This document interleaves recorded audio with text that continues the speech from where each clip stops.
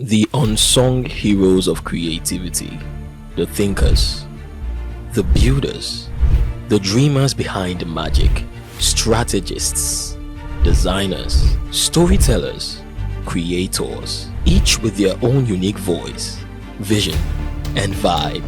But one thing in common: creativity that refuses to be boxed in. And together, they form something powerful. Ladies and gentlemen, meet the minds behind the movement. This is the Creativiteam.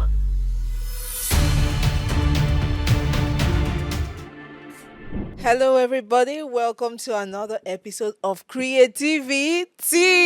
Today is an amazing day because we have the Creativity team. Don't miss it, oh, Creativity team in the house. Beautiful, amazing creatives, and I'm so glad they are here today. And today they're going to be giving us a lot of tea on their life, their career, and everything in between. You needed to hear the gist we've been having behind the scenes. You guys better bring that energy on camera now. Ladies and gentlemen, please help me welcome the members of Creativity Team. Not loud enough. Okay, so I think everybody will have to introduce themselves so that the audience get to know you individually. Where should we start from? Right or left? Right. Okay, let's start from the right. Okay, let's go. Yes. So what's your name? My name is Omolola Oluwatoke, and I'm the creative director of JM Queen Event Production. We deal with events, basically, event styling, planning, and all sorts, content creation, media, anything that will bring your events from dream to reality. Love that. Okay. Okay, hi everyone. My name is Hi. Priska Obina, and I'm a copywriter, also a content writer. Yes. Nice meeting you, Priska.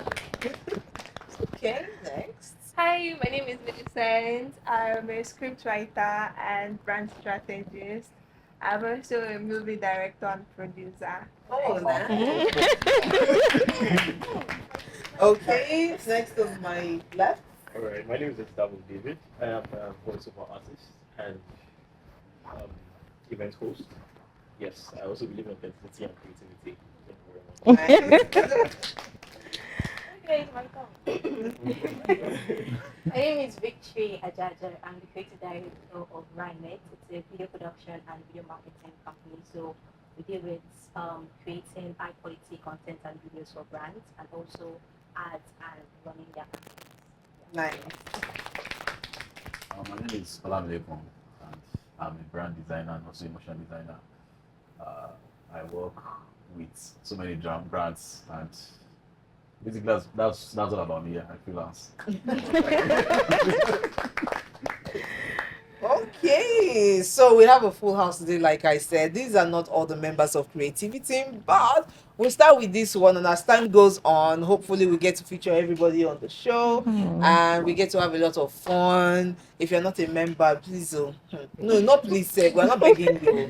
It's best if you join the club of people, creatives, or know their onions, and we do a lot together to help each other grow because we all need each other in this industry. So guys, thank you so much for coming here today. Thank you. And this episode is actually sponsored by My Food by Hilda. If you know Hilda Bassi, you will know that you know that food is not just food to her, is an experience, right? And then our restaurant in Lagos is like one of the best. What I love most about it is the fact that you can actually get like authentic Nigerian food, rich food that you wouldn't naturally get in any other fast food. You can get it at My Food by Hilda. So if you like swallow or it's rice or yam, make sure you stop by and you can just tell them, oh, we're from Creativity. Maybe they'll give you extra meat or something. Okay, so big thanks to Hilda Bassi and everybody at My Food by Hilda for this amazing support that you're giving to not just to us but to the entire creative community. Thank you. Now back to business. Okay. Yes. Where do we start from first? But I have, if you see my list, questions. questions upon questions. But let me start with, I'll start with what Lekon said. Lekon said something about freelance. So I'll throw the question open and each of you can decide to answer. And if I discover that nobody's talking, I'll point you. So is there something about being a freelance in Nigeria? And that's one thing that some people are beginning to think is a pandemic. Like creatives no longer want to go back to the office to work. Everybody wants to work at home. So my question is, number one, why do creatives prefer freelance? Number two, why is it that you don't want to work under anybody anymore? Let me take Yes, take from that. me. Yeah. The reason why I choose to freelance is because I don't like going outside. Personally, I'm talking about myself. I don't know it's for other fine. freelancers. Speak from your point Yeah, of view. so I don't like going outside. And the time for me to be creative is around 3 a.m. till around like that 1 p.m. Like that's my beast mode.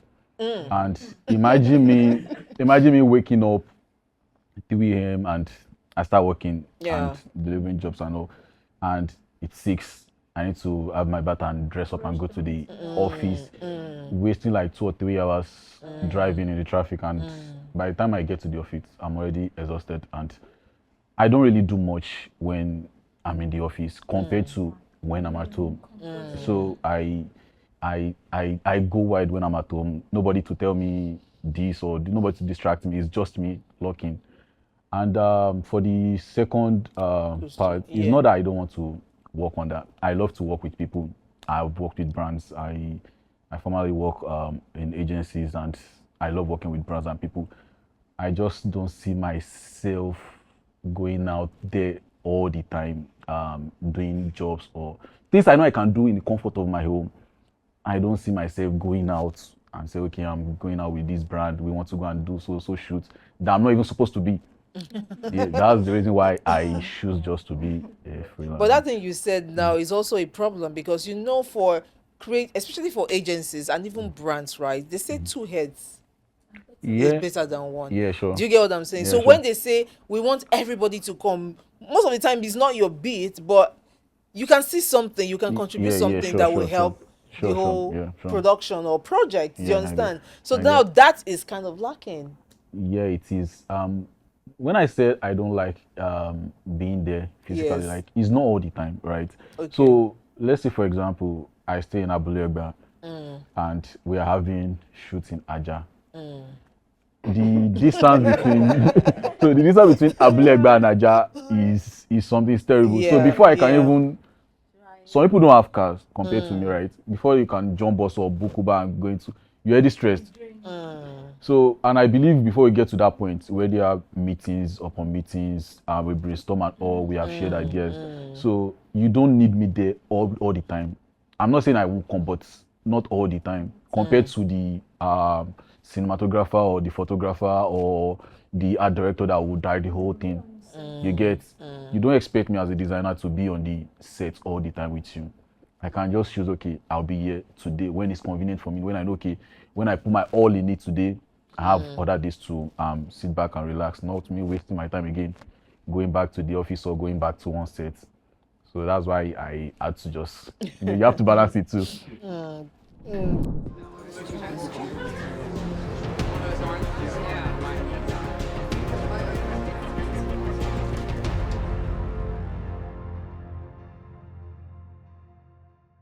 Who are you? And why are you here? I'll go first. I am a creative director, and I'm here to express myself. I have this creative beast inside of me, and I need a safe space for it to breathe and go out. Out there, people don't understand me. The society is so restrictive. Yes, so restrictive. I mean, why can't I go to Oshodi in the middle of the night to shoot whatever I like? Mad. Hey, say something. What do you do? Hey.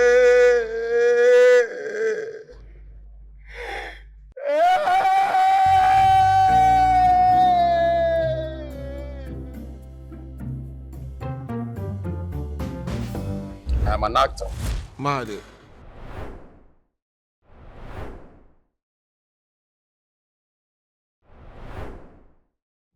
Does anybody want to add? Yeah, so to add to what he said, right? I know that in brainstorms we have these platforms now. You have Zoom, you have a lot of meeting platforms that you can hold your meetings virtually. And if you're also talking about shoots, so I know before you go into shoots, sometimes you have mood boards that sort of gives a picture of what you want to see or what you want to have. My point is, you don't necessarily have to be around physically to be part of a brainstorm Exactly. or anything. It can happen virtually. Yes. What if the client is insisting that everybody be there? What then happens? So that's why we go freelance. You see what I mean? Is that also that's the main reason why you guys prefer freelancing? You don't want to be bossed around, right? Yeah. Freedom. Not entirely. Bossed around is one, not really bossed around, but having to work at your own pace. I feel like it limits one creativity. Really? Yes. Sometimes. But you see those old ads that were very, very nice. So They were doing it when everybody was in the office, So there's this thing that is, I don't know, personally, I feel like brands or clients these days, they feel like they have an idea of what they want, right? So that alone limits a creative from actually executing a creative work because they have this idea of it should be like this, it has to be like this is what I want, or this brand is doing this and we have to do this, let's do this. You see that this brand is doing this. That's alone. Like what they want to come live is what they have in their head. And at the end of the day, you are just executing what your brand wants or what your clients want, not what you think is creative. So comparing it to arts of those days or creatives of those days, you find that creatives had like full autonomy. They would just come up with ideas and then present to the brand and be like, wow, and then they just buy it. Not totally, but I agree with what you were saying because there's sometimes that the brands will just leave the agency and be like, okay, we want to do this now, come up with ideas that you think work. In those days, I think brands work hand in hand with marketing people. Right from the beginning of the setup of the brand, they're already working with the marketing person. But right now, you can also deny the fact that whether you like it or not, the DNA of a brand lies with the owner. Of course, yeah. So yes, it's what's in my head that I want to bring to life, but I need a creative to come into my head. And do the magic. Check what is around me, my head, and then bring it to life. That's the work of the creative, whether we like it or not. Sometimes you hit the mark, sometimes you don't. Yeah, sure. But you cannot be defensive and say, "Oh, this one just wants me to do." So your if you do what is in her head and you do it, or he is in her head and you do it well, creatively, I think they will like it. Yeah, sure. Yeah, sure. But at the same time, you need to have a signature, something that will make it look wow. That it won't seem as if Thank you. Thank you. Another brand. Yes. I think I have an example of something like that when we were at an agency and there was this client who wanted to be speaking in pidgin. He just wanted to talk to his audience in pidgin because he was already in a field that was already dominated by other players, and he felt like, okay, I want to be different. These people are already posh, they have the money, I want to be different. But I know my art director then was like, what kind of rubbish is this one? What's this? Why is this guy talking like this? What's this slang that he's calling? This thing doesn't make any sense. And he was upset. But it's not your brand, it's his brand. And that will actually separate him from the other you get. And that's what will even entice people to something different. You understand what I'm saying? So that's it. So there's this pandemic, like I said, of everybody wants to work on their own, right? So, and I feel like it's kind of like affecting creative, even though you feel from your own point of view now, I'm learning that it helps you to be more creative, right? But I will ask this question. Do you think that any creative starting from the scratch should go and work for a company to have that corporate feel before they start being freelance, or they should just go ahead? I think they should start working with corporate. Yes. That's the best. after working, I was not working with corporate before. I was just doing my thing by myself, just shooting, posting. So after working in corporate for 6 months, and I just realized that I started having structure. I knew what to do and what not to do. I knew how to even plan ahead for things that were supposed to happen and were not supposed to happen. And it was like just made it different and made it easier for me. So any creative, you should have that corporate experience, marketing, to help you to push your content to other places and follow other people. So I also feel when you work for people, you learn the structures like you said, and you can learn how to break the structures. Creative. That will be your own signature. So that will be your distinctive style. So what about creatives that when they work from home, you can't reach them? Like, it's a problem, right? Yes. So, the agency I worked with when we work from home most of the time, right? And you see the creative director complaining, Lekon, I've been calling so person, and he speak Yoruba so many times.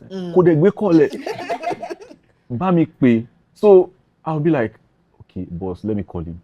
Meanwhile, this person actually is dodging the creative. And the person is dodging the call because of two things. One, the person is doing another thing entirely. Or two, the person is actually having maybe network issues. We have that problem in Nigeria, where when I'm working with you as a designer, instead of me to stick with you and deliver your job, I will drift and go behind your back and work with another person. Give them the same timeline I gave you, thinking probably I can deliver, right? And it will now clash. So you guys will now be calling me, I will be convinced like, oh more. You get? So we have that problem, the agency and corporate organization, whereby people that they give the chance to work from home, they misuse it. So it's not everybody.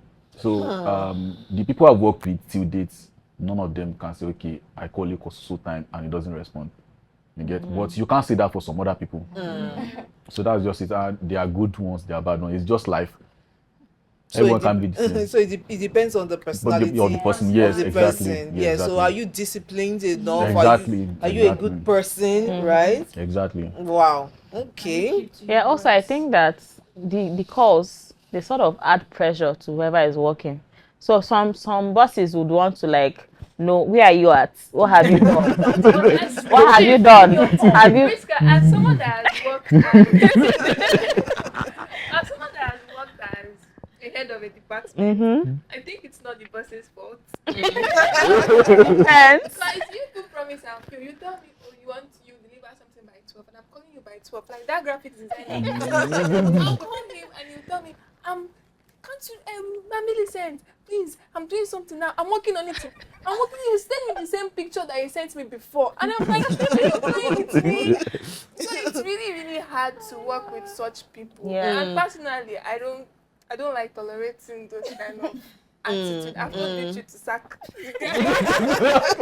Because it's tiring. Yeah. And you have a boss that is coming at the person that, oh, if this person doesn't deliver, I will sack you. Yeah. So it's really exhausting. But I to also work with think such that people. sometimes the timeline that is given, maybe you bring a job to me and you say, can I get this in 2 hours? And I'm like, oh, I don't think it can come out in 2 hours. But you're insisting that, oh, we need this, it's actually urgent. And I'll say, let's try. And it took 2 hours, they are calling. So the let me chip in, right? The moment you say let's try, You've committed yourself. Yes, you already shoot yourself in the leg, right? When you bring something to me, right, and you said you want this so time, and already in my head, I already visualize everything. Immediately I'll tell you that no, it can't. And I won't go back on my word. I won't go back on my word. So there's nothing you won't tell me. If you say, I would rather say, okay, let another person work on it. Because I know if I should commit on this job, I won't be able to deliver. So that's why I said everyone I've worked with, nobody will ever say Lekon did this or did that. I've only delivered. I can't attest to that. I've worked with him, and he keeps the time. So thank you.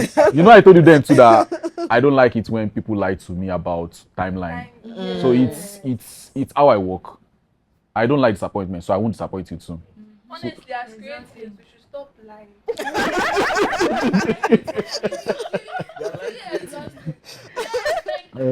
I'm managing expectations.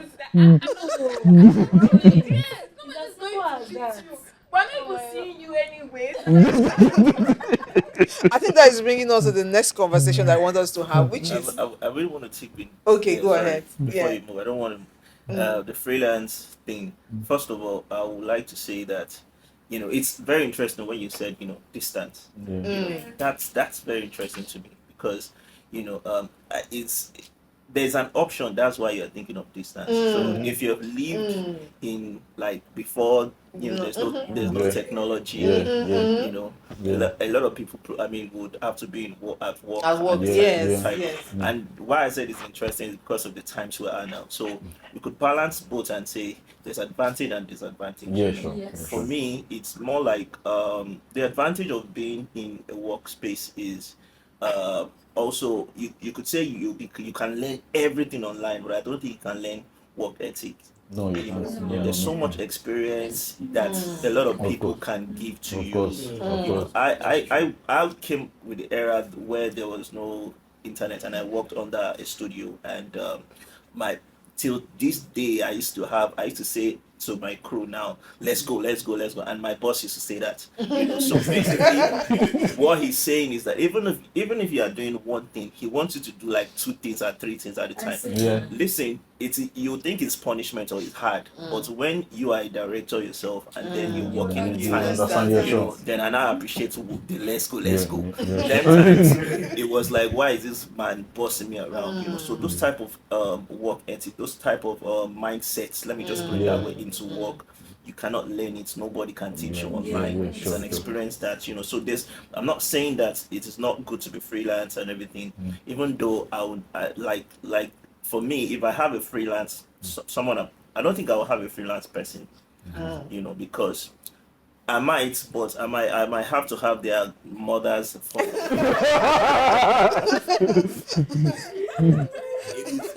freelance is interesting. It's interesting. Let's just put it It's that way. actually, yeah. And I also want to buttress what Linda said. When she was working with the agency, I used to work with her too as a creative. So Yeah. we creative are always very, very proud and egoistic about Yeah. our creative Yes, ideas. yes. And I was such have to. person too as well. If she calls me and makes a correction, I'll say no, leave it like this. Then she told me something I will never forget. Like, helped me shape my mind till this day, which is, listen, you are not the first creative. The first creative is the owner of the brand. Because when they were building their brand, they were creative too as well. They chose the colors, they chose everything intentionally. Right, so you are not the first creative, so that ego just like calm down. You are not the first creative. You cannot know more than those owner of people. the So brand, moving forward, the most important thing for me when I'm creating is a brief. You know why? Because that tells me everything the person wants. And the hardest part is what she said, which is you have to make sure that the person cannot tell you what exactly in his mind completely. The genius part for you is to get to what the person is saying. Yeah. Understand that's the genius part for you, and then translate that thing to them, give it back to them. In a wow factor. Yeah. But you cannot go off the brief or off what the person is saying. So you have to be a creative in line in what they want, and that's when you are a genius. Yeah. Because your own person, the person that you're satisfying is the first person is the client. Client, Right? yes. So then when she told me all that and explained, trust me, moving forward, it's like it's a smooth road for me. Now I understand. So yeah, I just wanted to add that for you. Well, thank you very much. And then to add to that, when you're working in a corporate community, you also learn more than the work itself. Yes. Yeah, You sure, know sure. I can relate Thank to you. Yeah, How to yeah. communicate, Yes. how to relate with people. Yes. You learn. You understand? You learn empathy. A lot. Yeah, a lot. you understand the other side of things. Like, okay, this is why this person is behaving like that. Like So when this, you now yeah. start your own, you know how to communicate. Thank you, Exactly. especially that manage your client very well. Client management. As in, it's very, it's, we come to, actually, we are going there now. We are going to clients now. So we have one more member that has just joined us. Ladies and gentlemen, help us welcome. Look at his eyes.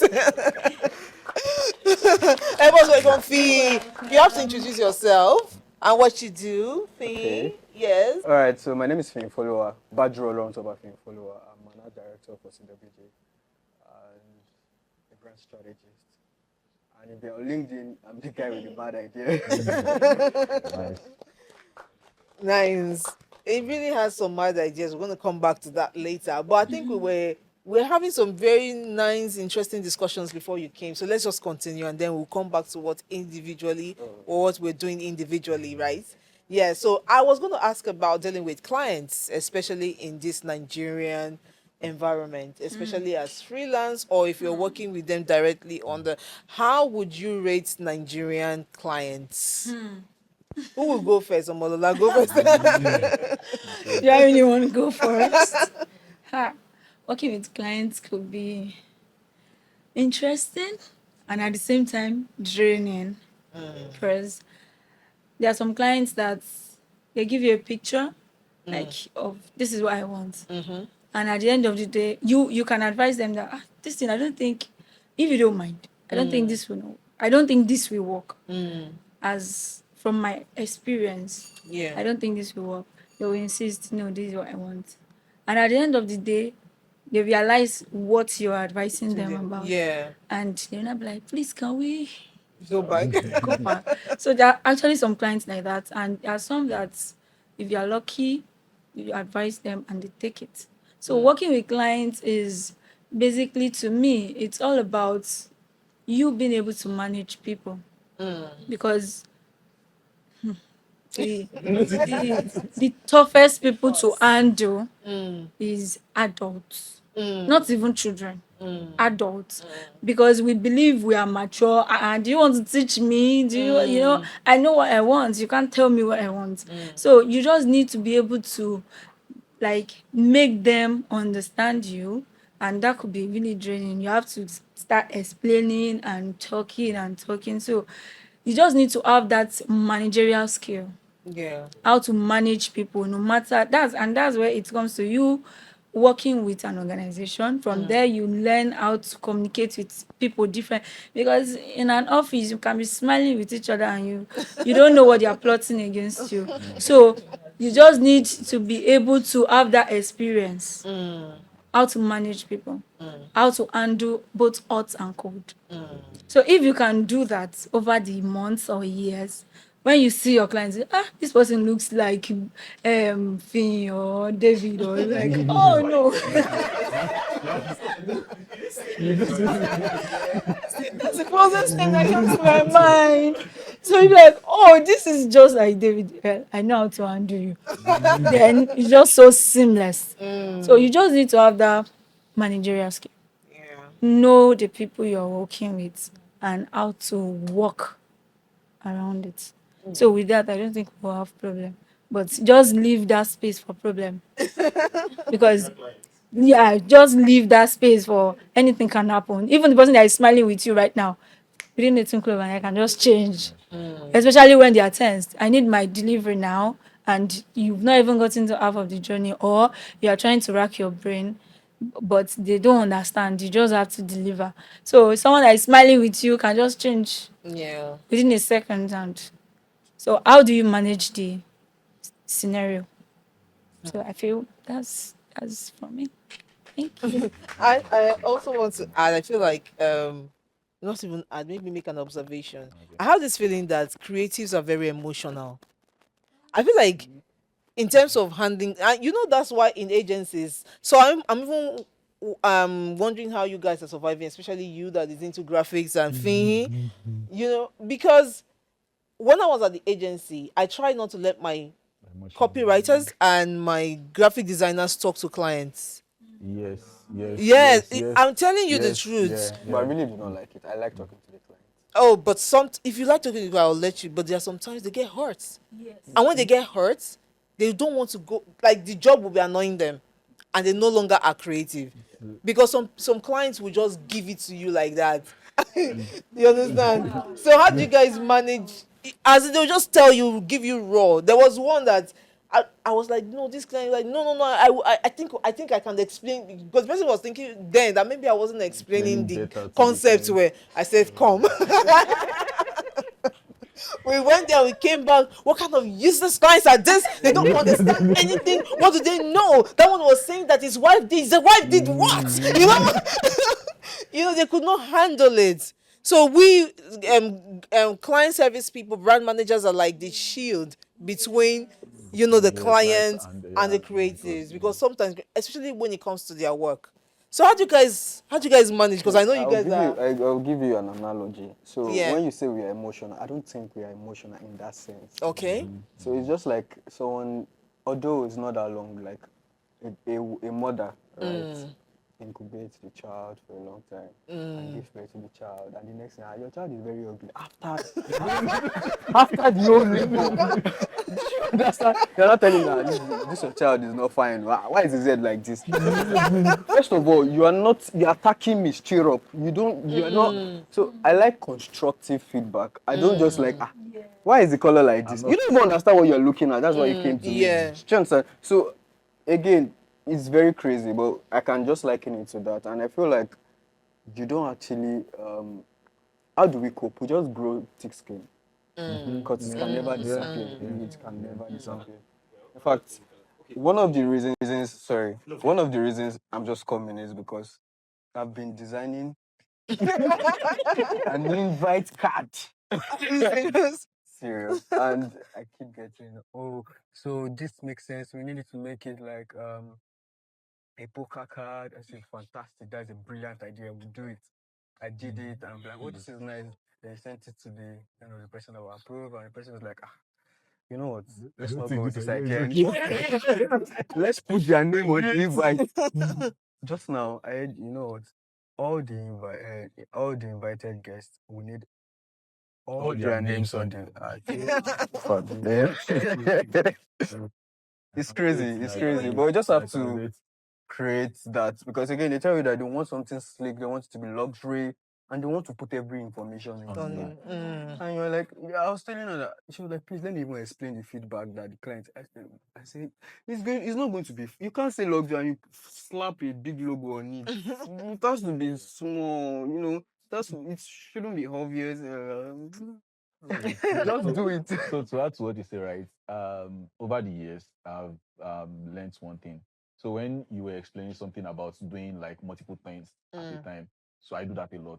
It has helped me grow as a designer to the kind of person I am. So when the client comes to me and say, I want something like this, in my head, and I try to explain to you that, I don't think this thing will work because of the direction you want. And if you still insist, I will do it the way you want it, and I will do mine. So when I send yours and you complain, I just send mine. I say, you see, this is what I'm trying to explain to you earlier.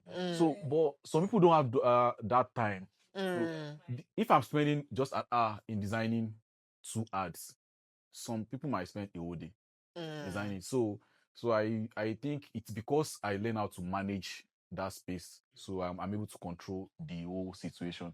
I don't really get emotion again. Even if when you come to me and say, clients can't even come to me and say, I don't like the logo. You can't. Because the way I present it to you and everything, you won't even have choice. Now, so you can give me a constructive feedback rather than saying, come on, this logo is too big, or put this. No, I don't give room for that again. That was then. Yeah, you don't give room. So that means you choose your clients then. Because there are some clients that whether you give room or not, I choose who I want to work with, right? I choose who I want to work with. The thing about Nigerians, all of us in total, is we want what we want. Like that ability of is what I want. Put that they want what they want, but they don't know what they don't. Before you came, we were talking about it, that sometimes they don't know how to express that thing that is in their head. But the genius is for you as a creative to bring it to discover it. Now, if I were to buttress on what she said just now, pardon me, I wanted to be religious here, but in Proverbs it says, I forgot chapter 4 verse 20 or 20 verse 4. It says, Let's have it. You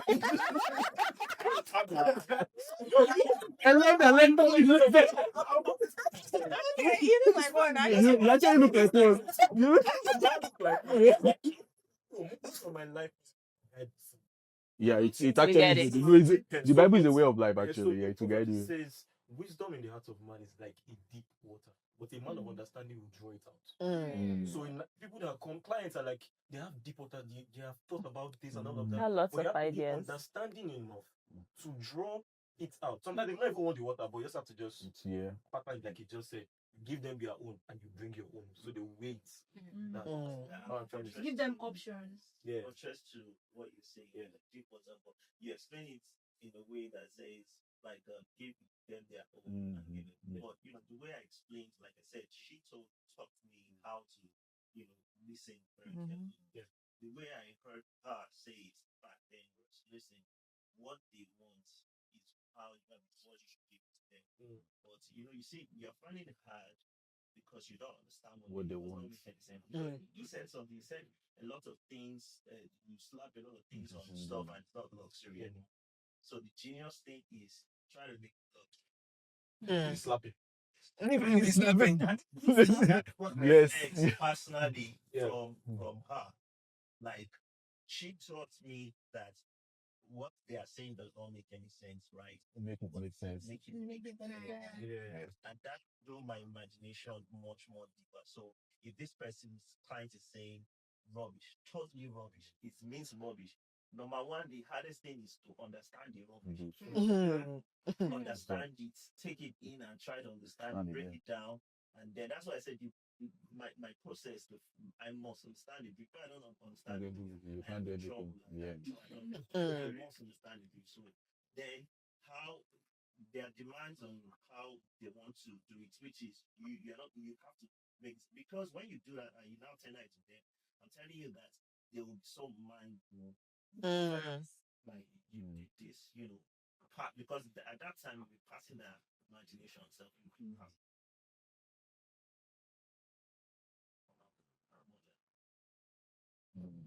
Yeah, so sorry. Yeah. And I know that when you cannot take it away from the clients that they always have feedbacks, right? Yeah. But I think that everybody, both clients, creative, everybody, they owe it to all of us to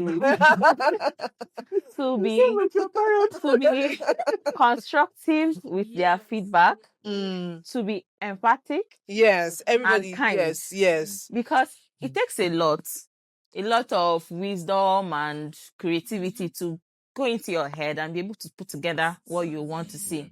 But if it's not working, or if you want something changed, be kind enough to say, oh, can we try this? Can we explore this? This is just, everybody should have this skill because So they may not have it. It's up to you to be able to have define logic and emotion. This time it's painful, but try to just keep emotion aside and be logical. Then you can now grieve later.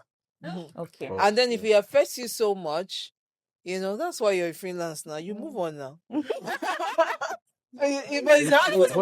know that you cannot work with this client, but when you think of the money, you'll be like, let me do it. So that's why I said I choose who I work with. Even when I'm applying for jobs. Not everybody have the luxury. Not everybody have the luxury they work with. Yes. It's just like some agencies now. They'll be like, this client is it. You don't get to choose the brand you work on. Yes, you don't get to do that. So whatever you put on your table is what you are doing. Just imagine that you have a client telling you that I don't think you're creative enough, or I don't think that you understand what's going on, and then you're like, okay, we've been on this for the past 2 months. What's going on? Like some clients are just so insatiable. Like you just have to go on and on and on.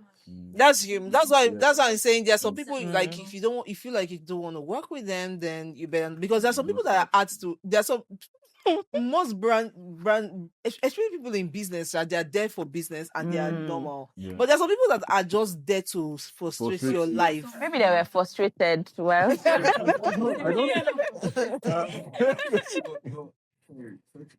yeah. What you said, I've been thinking about it. What you said, and I'm like, you don't understand what costs you to listen to them. You don't know what it costs. Yeah. I had a conversation with the head of my department very recently, and she's like, Follow, I see what you do. When they told me I was going to work with you, I didn't have any problem. Increase your voice. I've seen right what you can do. I see what you do, but I don't see the energy. But there's something like my colleague is doing, more like my line manager is going to say yam and knife. Yam and knife means anytime it comes to feedback, say, oh, this is what they said, and I want to stop yam and knife. What it means, right, in that context is that just do what you do. It's costing your creativity. See, when I dropped, sorry to put this in, right? When I dropped my first mad idea, I got in a lot of agencies, right? I didn't go for any. I'm not planning to go for any Nigerian client anymore because it will cost you your creativity. They don't like they don't. You don't know what you are losing. And your mental health. I did one design, I think 2 years ago. Was it 2 years ago? James Bond when it came out, 007. You know. So the client told us that I was working on an investment brand. So like, oh, we need to be creative, and when it comes to creativity, I always try as much as possible before they make me a yam and knife person.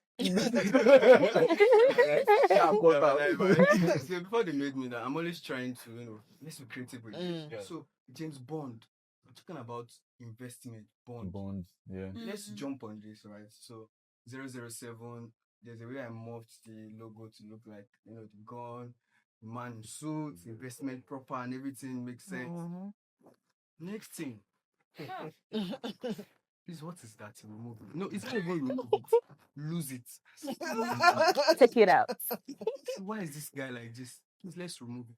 At the end of the day, I just like someone to my So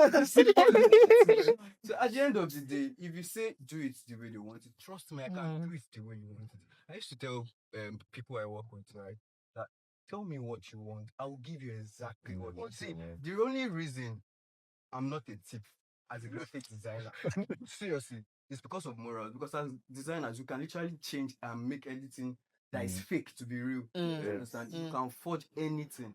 Trust me. It's a superpower, right? The reason we are not doing that, superheroes. But let me come in for you. I think you're misunderstanding what he's saying. He's not saying compromise. That's not what he's saying. But I understand that there's some times where you have to compromise when the person is being very, very obstinate. But that's where your intellect comes in, because you cannot carry that yam and knife situation to every client. Because there are some clients that actually want to be creative. So I'll give you an example. I will try not to mention name, but if we can mention name, we would. So there's a brand I was working with, right? And the MD of the brand said, I want this thing. What do you want? Like, he cannot explain. So he brought another guy's advert and gave it to the director and say, shoot like this. You know this thing about what this person is doing. Shoot like. The guy was like, are you sure? I said, yes, this is what I want. This is what I want. I know what the guy did. Nyam and knife. He did exactly the same thing. But all he did was change the people, the colors, the color and logos, and the colors and the logos. And then you brought it, and the MD was like, this guy is not creative. Maybe he didn't know how to express himself.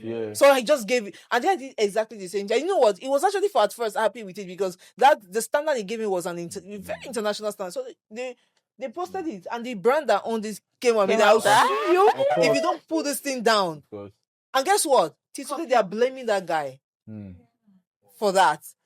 But he came in the same client. This is what I want. And he went back and he was thinking, okay, this is what this guy wants.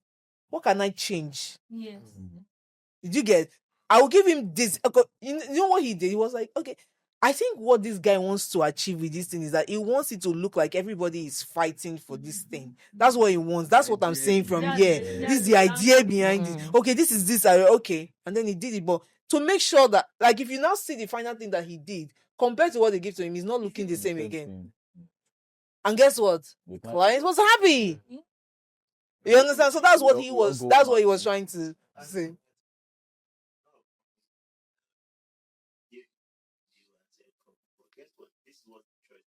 The other video that maybe 5,000 whatever the other brands did not know that it's the same idea. Yes.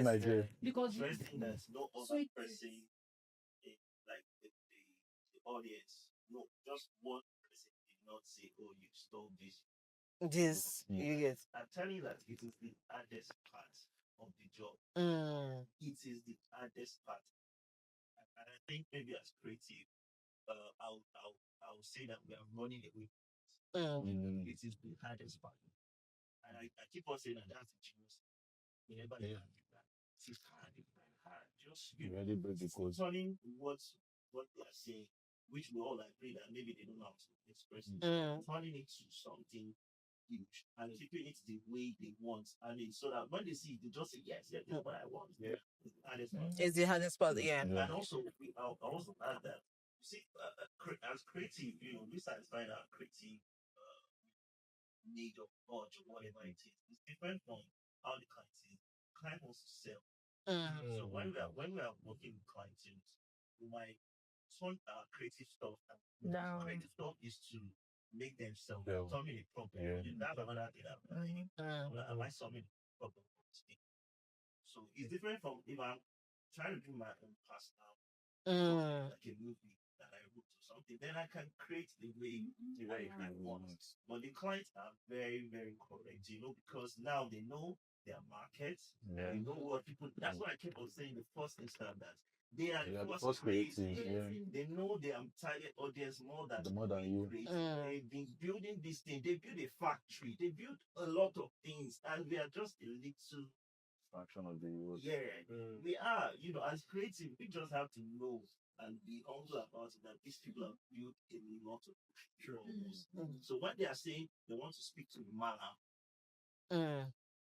they know what they're doing. Mala, maybe Hausa people have bought their stuff, so they don't want anything posh. They don't want anything.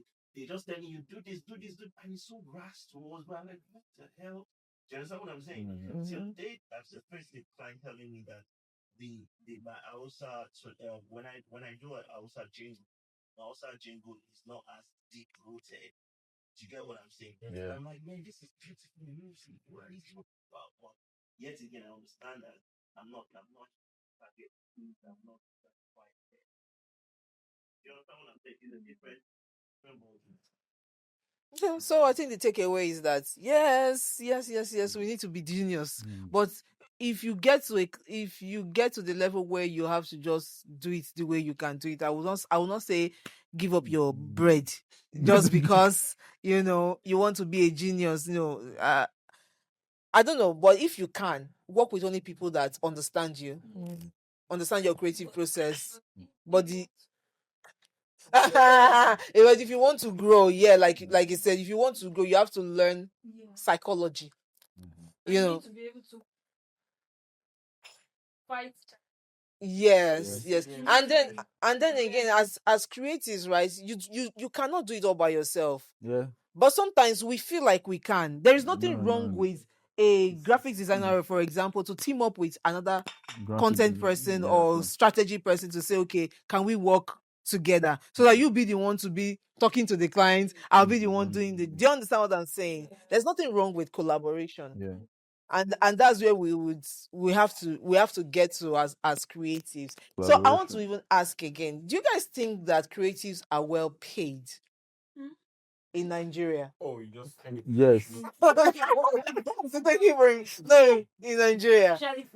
No. We're talking about this. It's not about this. On their page. It's talking about On their page. And the people paying you think you are Overpaid. So there was a story about someone I know. He's in Nigeria and he had a job abroad. But then his line manager is a Nigerian abroad. Okay. And then he was negotiating a price.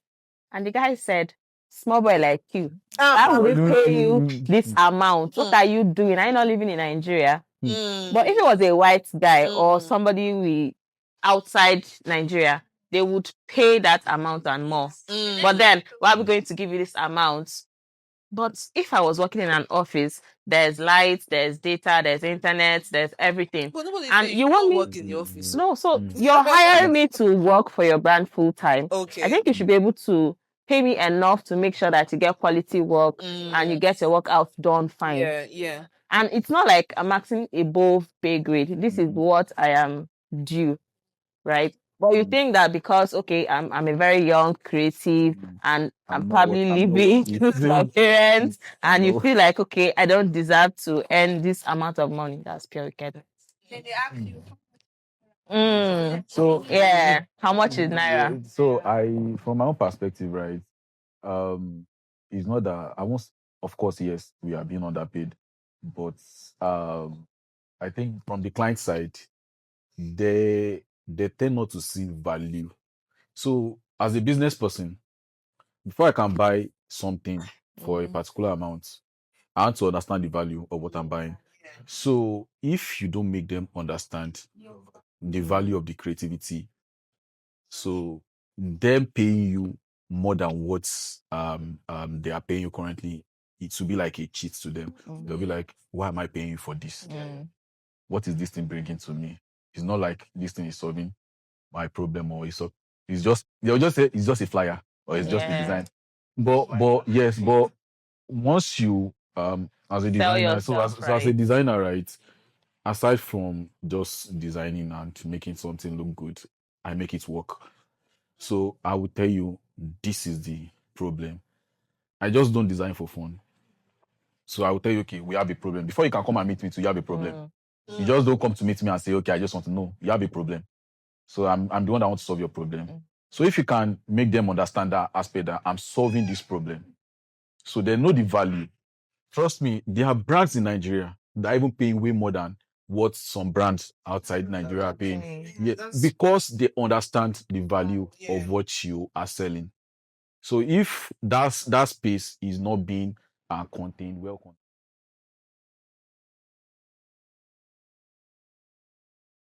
And that brings us to know your value. Yeah. You know it first before you put it out there. And how have you upgraded? That's having value then. Because like 100 people are doing what you are doing. Mm-hmm. So what will make your clients see 99 people and say, no, I want to go for this person? So, and if they can leave several people and come for you, then they should be able to pay your worth.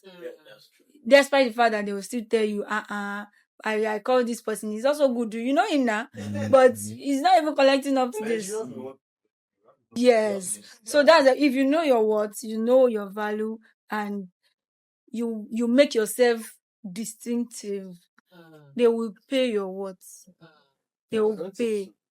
They will. So they will. Okay, you might have your reason. So I will cite an example. So I will. Okay, no, okay. Let me. Yeah, I The get clients will pay your worth. People that they have a certain share of this economy, so they can afford it. To start with, you mentioned it at prior the other day. Yeah. Nigerians don't build for far. They don't build beyond survival. But they go for low hanging fruit. So why would how would they even understand your value? Right? For somebody that just want to sell, right?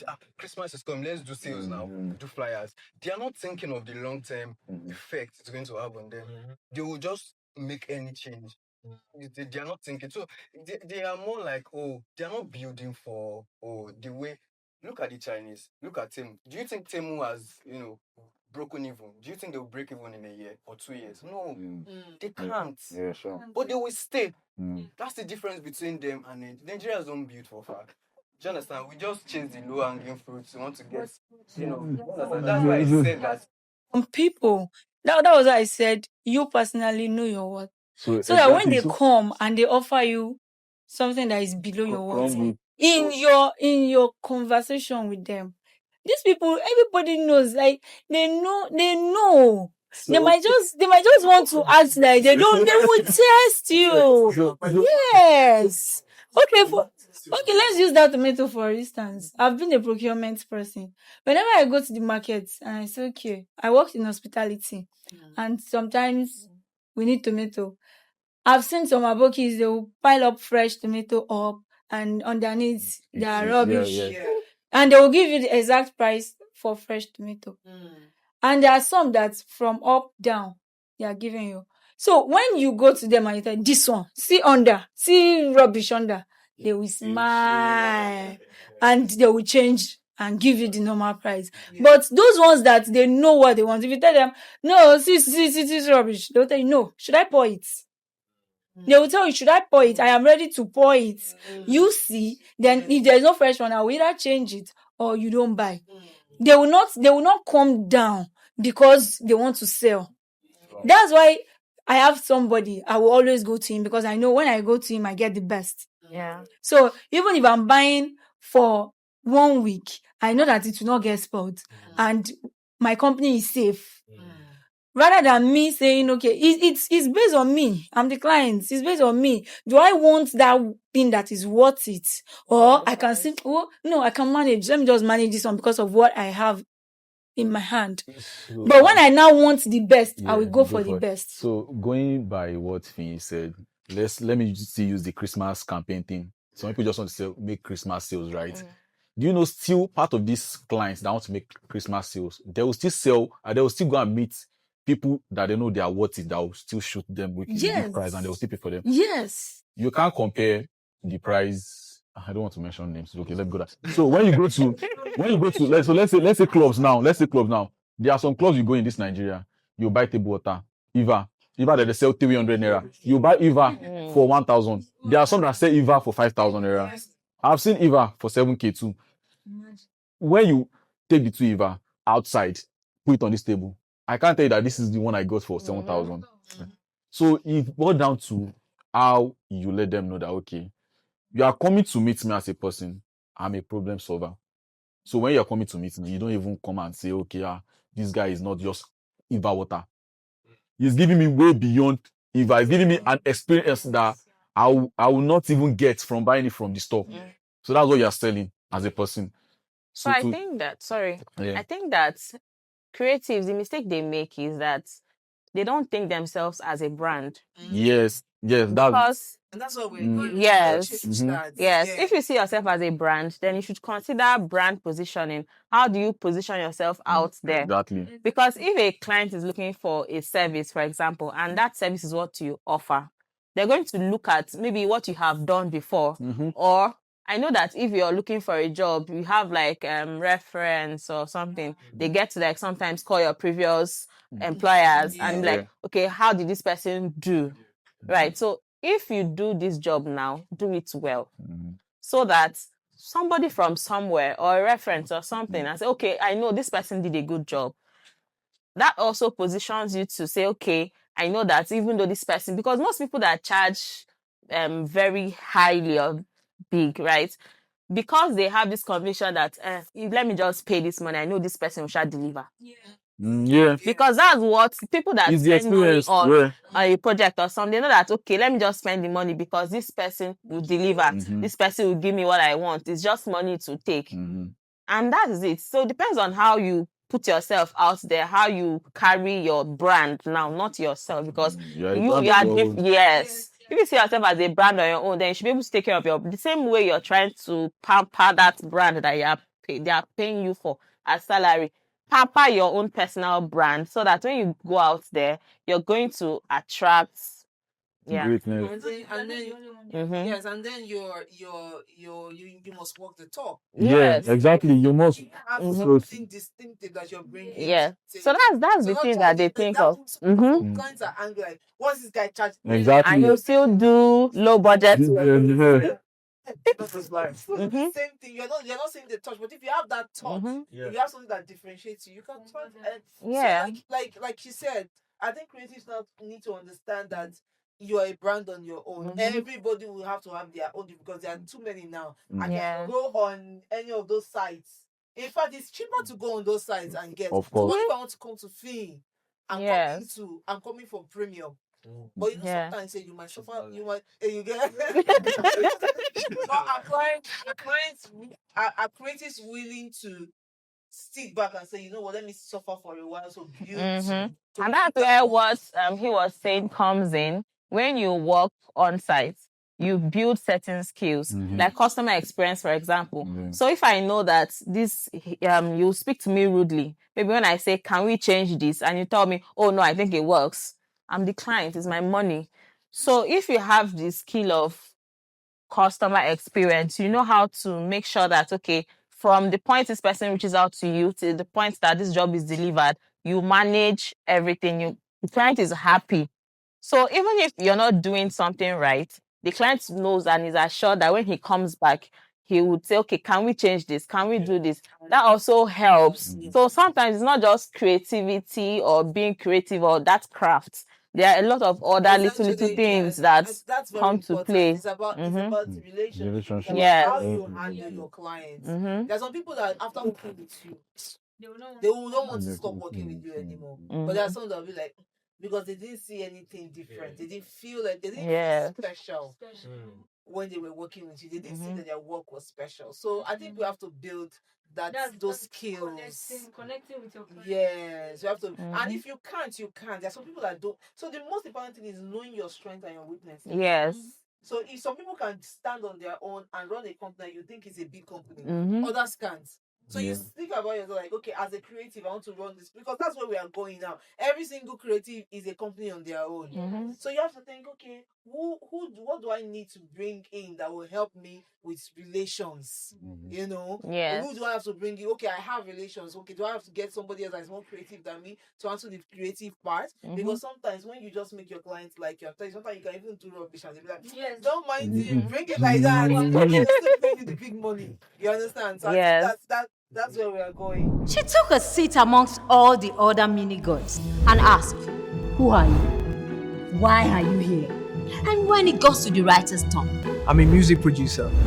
I'm a content creator. I'm a TikToker. What? Look, I need more time to finish. Please. Calm down. We are not your clients. We just want to know what you do. Well, I'm a graphic designer. Please, I need more time to finish. Mad. I'm a professional model and costume designer. You, what do you do? I dance.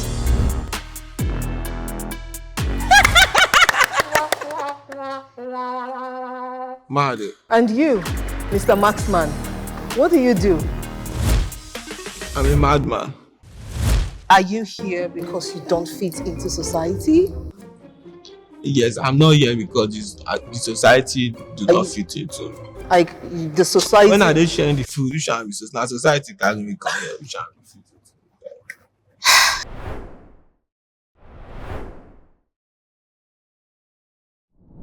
into. But has anybody here ever done work for exposure and did it pay off? And what do you guys think of work for me? You get exposure and they will not pay. Let's start with I have actually done.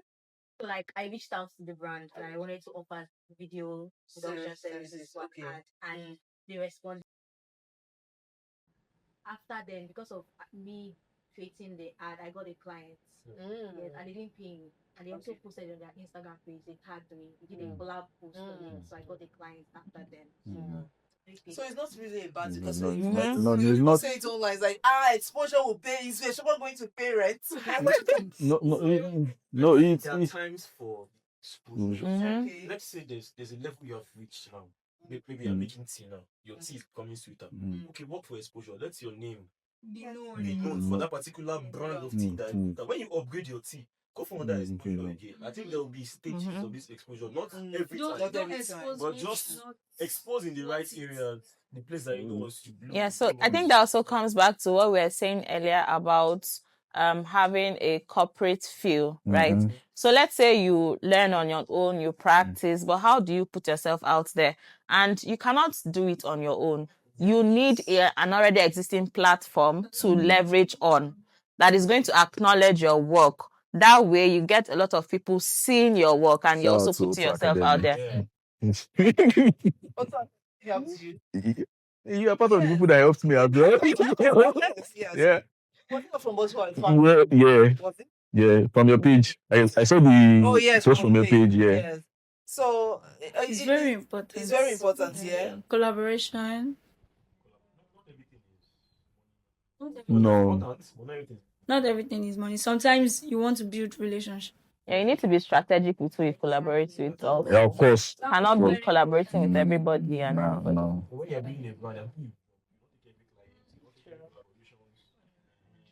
you should be able to diversify, like which one will work, which one will not work.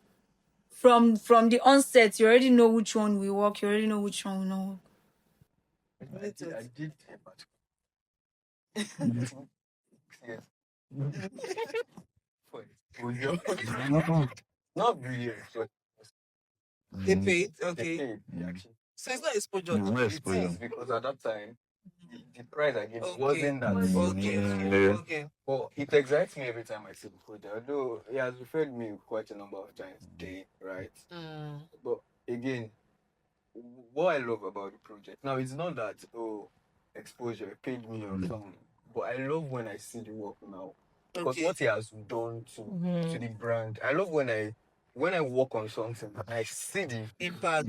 Right? Until now, the joy of I see these creative. guys. It didn't just maybe use the logo. I see the logo displayed in very let me say mad circumstance. Like there's the way it just uses the logo and it just excites you. Oh, nice. You know that feeling that I did this. Yeah. You know the way slot writes their slot. They slot. just put slot. I think I did something like that, and I saw it. I'm like, I made it.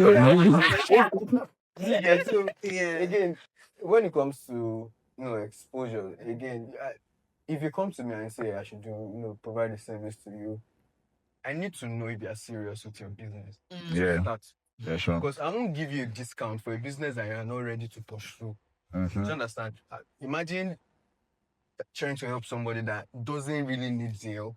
You're just wasting your time, yeah. So give someone the discount that you know that after wasting your own time on, they won't really do anything with the business. Because talking about experience, there are some kind of work I do with some people that, say for example, I did a logo for a brand. She said, I want to sell luxury shoes. I need it has to be white. And then I said, okay, no wala. I did it, right? She said she wanted to pay a particular amount of money. I'm like, so after your explanation, I will do this, I will do that. The money started climbing. And she didn't know. She didn't know. The money started, something she would have just paid at once, right? But at the end of the day, when she started she opened Instagram page and she started posting. You think I'm the way I'm telling her, please bring that picture down. You say, why? I said, don't look. Do you understand? Because again, I already work to make the logo what it is. People already love it for what it is. You have seen the mock-up, you have seen the possibilities. I want you to project those possibilities. To bring it to life well. So again, when you're working with people, when you're trying for exposure, at least know that the person you are working with is going to do something with that. I don't know, maybe it's just me that I take it very personal. Anything I do for, I think. In fact, if I do something for you and I have not posted it, I'm like, oh, so why have you not posted it? Because it has to work. It has to do what you want it to. So again, when you say work for exposure, I don't think it's bad, right? Nah, it's not that. Nah, it's not bad. You just have to have sense. You understand? Know when to do it. Discerning. Yeah, you have to be discerning to know that, okay, know when to do it. Should we do it for this person? If the brand is bigger than you, this brand has a lot of weight. You can do the exposure. Well, there are some exposure that, okay, I did one job for exposure, like I interact with the person and I was working with her for exposure, but oftentimes the way she handles things, the way she does things is not comfortable with me. So what I just think of is, what am I getting from this woman? Okay, let's continue. So no matter what she do, I'll just look at her. just in exposure. And she doesn't really pay me my words, but I know what I'm getting from her. So no matter what you throw at me, sometimes I've run to my husband, I'm like, I'm not working with this woman again.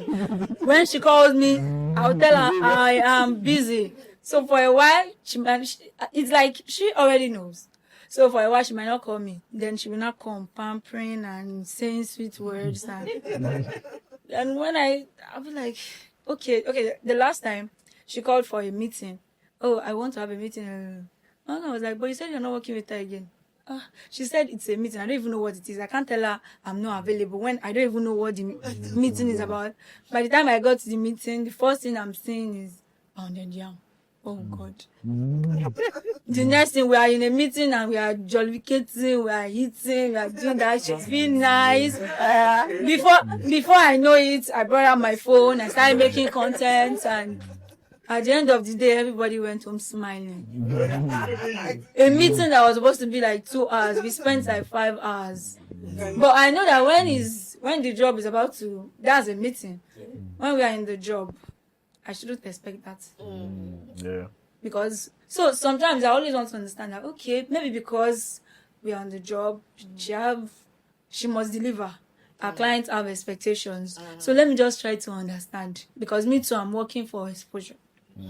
So I'm stopped. In short, I'm stopped. I just remembered something very unique that happened.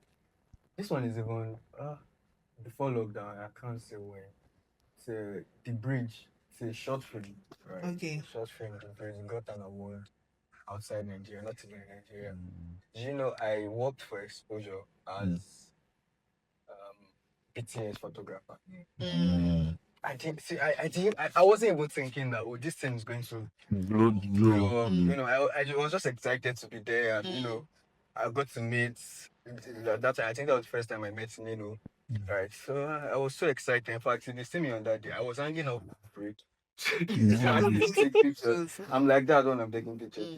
But they didn't pay me. There wasn't any. In fact, the stress they gave me on when they wanted to collect the picture because I wasn't available. Where's the picture? This, make it like this. But at the end of the day, I wasn't where. At the end of the day, got up. With people, Something you read about. You understand? Yeah. It was even. I think I was thinking about it yesterday. I just realized that wait, this movie actually got an award. It is Loki. Yeah, now we are part of the film, of course. Not even Loki, not Loki. You are in the original. And the end credit, my name is there. Of course. That's good.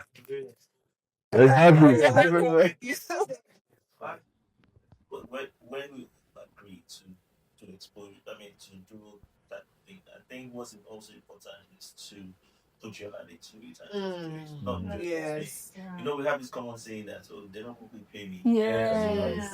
I mean, like I think because the one that they paid you and the one that did not pay you, everything is exposure. So because if they paid you to and they publish your work, it's still exposure. Yeah. So and I think they say you're as good as your last job. Yes. What they're trying to say is someone else can just see it and that's it. I mean, someone else. So just put your hand into it. Yes. Anything worth doing at all Is what Wow. So my next question: do you guys think that? So let's say excluding musicians, actors, content creators. We have content creators here, right? We have content creators here, but we have copywriters, we have graphic designers, we have we have event planner, strategists, right? Do you guys think that you can become multi-millionaires or billionaires as creatives? Yeah, sure. Sure. Okay, explain why. You just need to get that job done. That one job done. There's a one job that will blow you. Yes, that one job. That will blow you is like, you know, you hit a hammer on a stone and you think it's the last hit that No. it is the previous. It's a pile of so work. you have built a portfolio of your jobs, and then I don't know, it's the universe or something. There's just that one job. Just bring it to the limelight and become multi. Another thing is that you can also learn the game. There's a game that creatives play. There's a way they play this game. Something just starts. It's a bit like, okay, you start today. You and somebody starting today, and the person under 6 months, the person has grown. You teach the person again. It's a kind of game the person play. You need to understand the game and principles, and then you can be able to get multi-million. I think that the simple answer to this is become a brand. That's just it. Because most people that get paid millions, that become multi-millionaires, they are just brands. I'm going to use this person as an example. I think I mentioned Vicky James. She's supposed to be a fashion designer. But again, is she? Yes, like every other person. But no, she's a brand. She's actually the most expensive fashion designer. Vicky James, do you understand? Funny thing, do you know the funny thing? I've not actually seen anybody wear. Maybe because I'm not an online person. I don't think we are together. You understand? But she. You understand? She's a brand. She's Vicky James.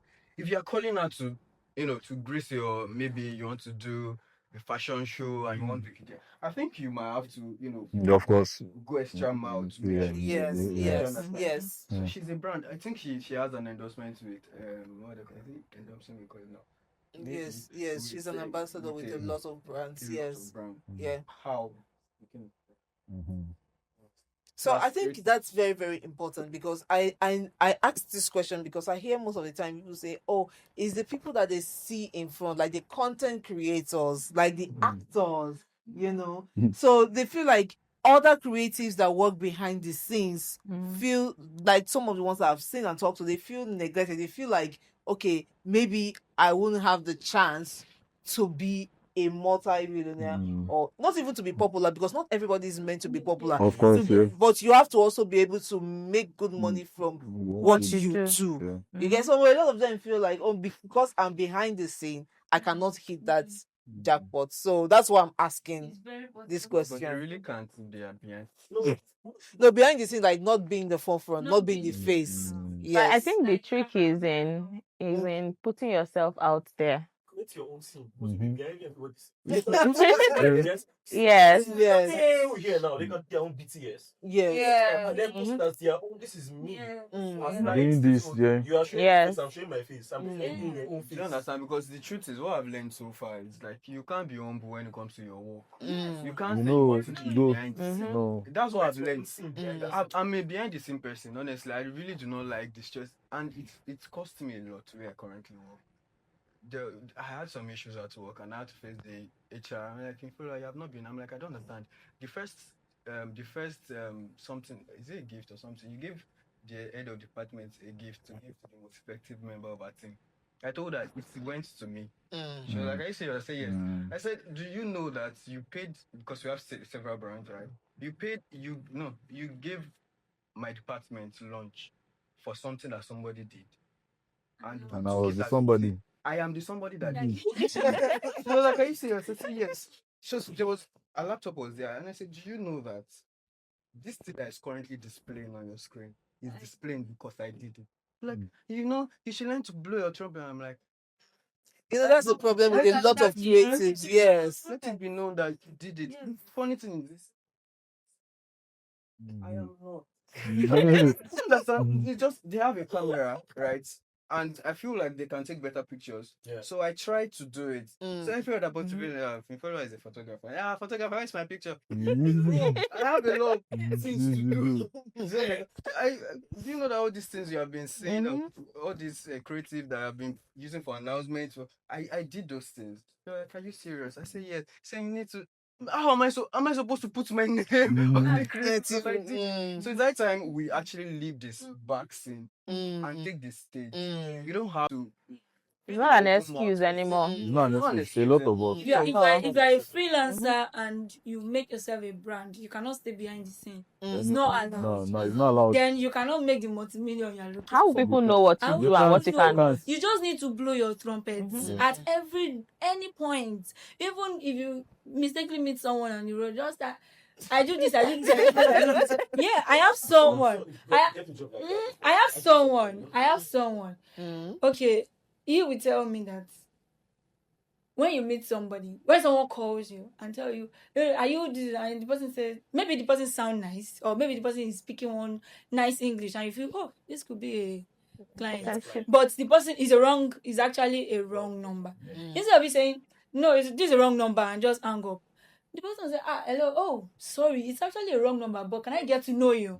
I mean, No, it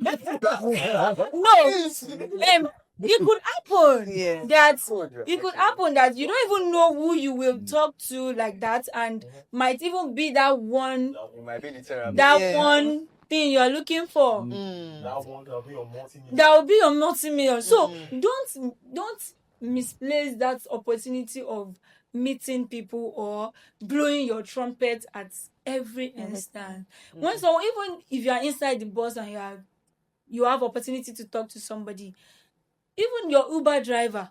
If you guys, let's say you just have opportunity to might be planning his wedding. Thank you. You just have opportunity to say, I've gotten like 2 jobs from that. We were just gisting and I said, I do this. to me, I felt you are talking too much. Just calm down. But before I know it, before the end of discussion, my wedding is next month, and I've actually please, I'm here. I'm here. So I don't put yourself. There's no. You don't even have. You don't have the luxury of putting yourself behind the scene because you've already removed yourself from an organization and you decide to be on your own. So you are your own advertisement. You are your own model. You are your own marketer. You are your own PR. So do it at every opportunity. So that brings us to another fact that every creative have to remember. PR is very important. Very key. Very, very important. So even though you don't want to come out to say, oh, I did this, if you do your PR very well, it will be there that you did it without you saying it. Yes. You get it, without you saying it. So a lot of creatives are using social media now to their advantage to promote their work and all that. But you cannot also undermine the effect of PR, whether you are backstage or let people just know that, oh, I was part of the person that did the job. Yes. Photographers now request for gifts. They are going for events. Just No, there's even something they do now. They don't just do.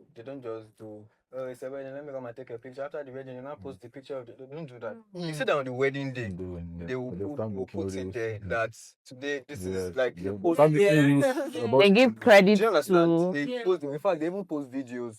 Sometimes even the bride they request videos for the photographer because they now post all these things. Do you understand? You don't have to. you don't have the luxury of keeping yourself in anymore. Yeah. Like multi, I think as we creative, also we don't know that there's another like it's economics. So creative was so into a business. Yes. It's well known that You guys are not drinking. people that are not as creative as we are might want like up there. You might start something with somebody and it's the least creative person can take advantage of that because maybe it's just business. The person understand the business. Yes. Yeah. Yes. So I think creative should learn The business side of India. Multi-millionaire, billionaire. I think business is very, very important that we learn. I'm also learning. So I've seen a lot of people really going into business and learning what business is. And also how the country even works in general. People don't even understand what capitalism is, all sort of things. You just really have to go into it and understand. I think it's not shape where you are in your business, and also saying what you do as a business too as well, not just in art. Water. I think that's Yeah. Relationships can help too. Building relationships. Some people get their multi-million dollars. Yeah. But they're Naira. not because they are the best. Yes. It's not that you should not be the best in your work, but not because they are the best per se. Of course, of the relationship they have built. And then just one or two. I know the guy. He's my guy. Put him there. He just gets the multi-million. I think he also mentioned something that is very important: the business side of things. A lot of creatives don't they don't really get into the business side of things. They just want to work, and a lot of them are not thinking, how do I scale? You have to scale, even as a graphic designer. How do you scale? Because if you want to become a multi-millionaire, you have to scale. The business cannot just be on your head. You have to think of the economics of things. You have to think of, how do I make this business a business? You get what I'm saying? Said you should start charging family and friends. Yes. When you're not top level. Yes. So it changed my perspective. When I asked the person, how do I start? I said, because I compared our said because doing free things for everyone. That's the reason why. So and you just want to show your skills and everything. And I never thought about that possibility of me charging my family time. And I tried it. And a lot of people was like, oh, this guy is crazy. You know how family for one person and he did consistent. And that's the person that saw it like it surprised me that he started with 5,000 naira. That time I was because I produced music, so I could do a whole lot. So that time I was music, but gave me 5,000. I actually know you from music. So and I so much appreciated that 5,000, but I didn't know that I am worth more, and the person showed me that I'm worth more. Because at the end of the day, the person ended up paying me. Maybe we were like 5 months later, and ended up paying 500K. No. One time. So if you pay me consistently, then you end up paying 500K. Then that also changed, like you said, scale. That also, made my mind. No, cool. Let's talk about things that are challenging us in this art area in creativity. What challenges our creativity? And I would ask what you guys think about AppCon. And yes, because we whisper about these things behind closed doors. I think it's good we talk about it and kind of like give constructive feedbacks so that everybody involved would know how they are impacting the industry. So I'm going to ask you, what do you guys think about the new AppCon rules, and has it affected you in any way? Is it helping your creativity or is it stifling it? Everybody has to answer this question. No? Everybody. Let me. It doesn't really affect. Okay, why? AppCon right now. I don't know which part of the new. And so you have to think about the part that affects you. And so let's see what part affects you now. Copywriting. I know copywriting is it affects copywriting a lot because there's some things you cannot say. There's some things you cannot do. You get what I'm saying? But for graphic design, maybe it doesn't affect you so much. I think it affects art directors too in some way, right? I remember there was a time when they said don't use white. Oh, that one is valid actually. So the reason why I find it funny, right? There are some brands in Nigeria. White people are still that and you can't expect me. I'm working with a brand that is in Nigeria that sell for both black and white, and you say I should just be using a particular set of people pictures. It will bring down the level of my creativity. It will affect the business of itself, because in business there are some people that are watching that you don't know.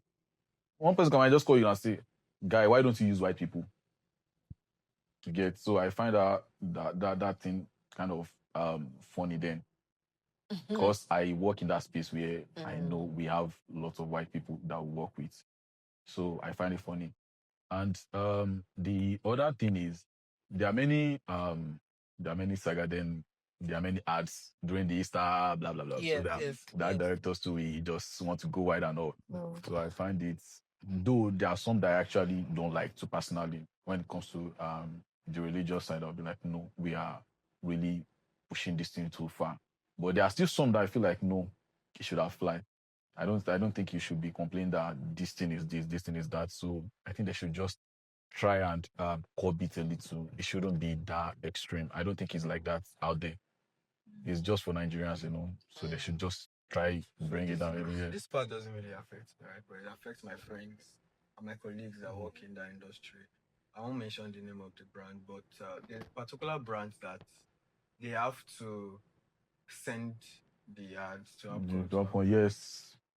So that's like standard though. That's standard. And I think even go ahead. No, continue. Standard or not, it's fine. But sometimes there's some pushback that just doesn't make sense. True. Do you understand that?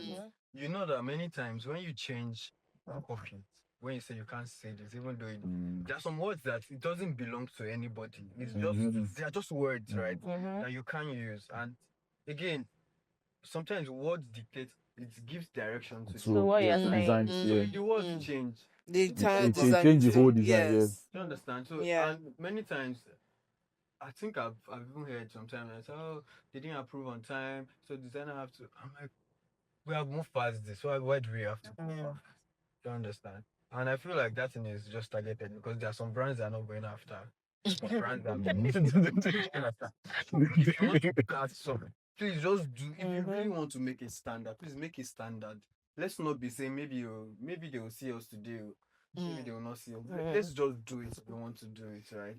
About AFCON, that's what I said, right? If you want to really do this thing, don't target. Let people know this is the Has to be standard. of course. Don't make it when maybe 2 years or 3 months later you say there's something you did. I'm like, what were you guys doing? Do you understand what I'm trying to say? Like we had, sorry to cut short. We had a situation. I think it was Easter or Good Friday, one of those.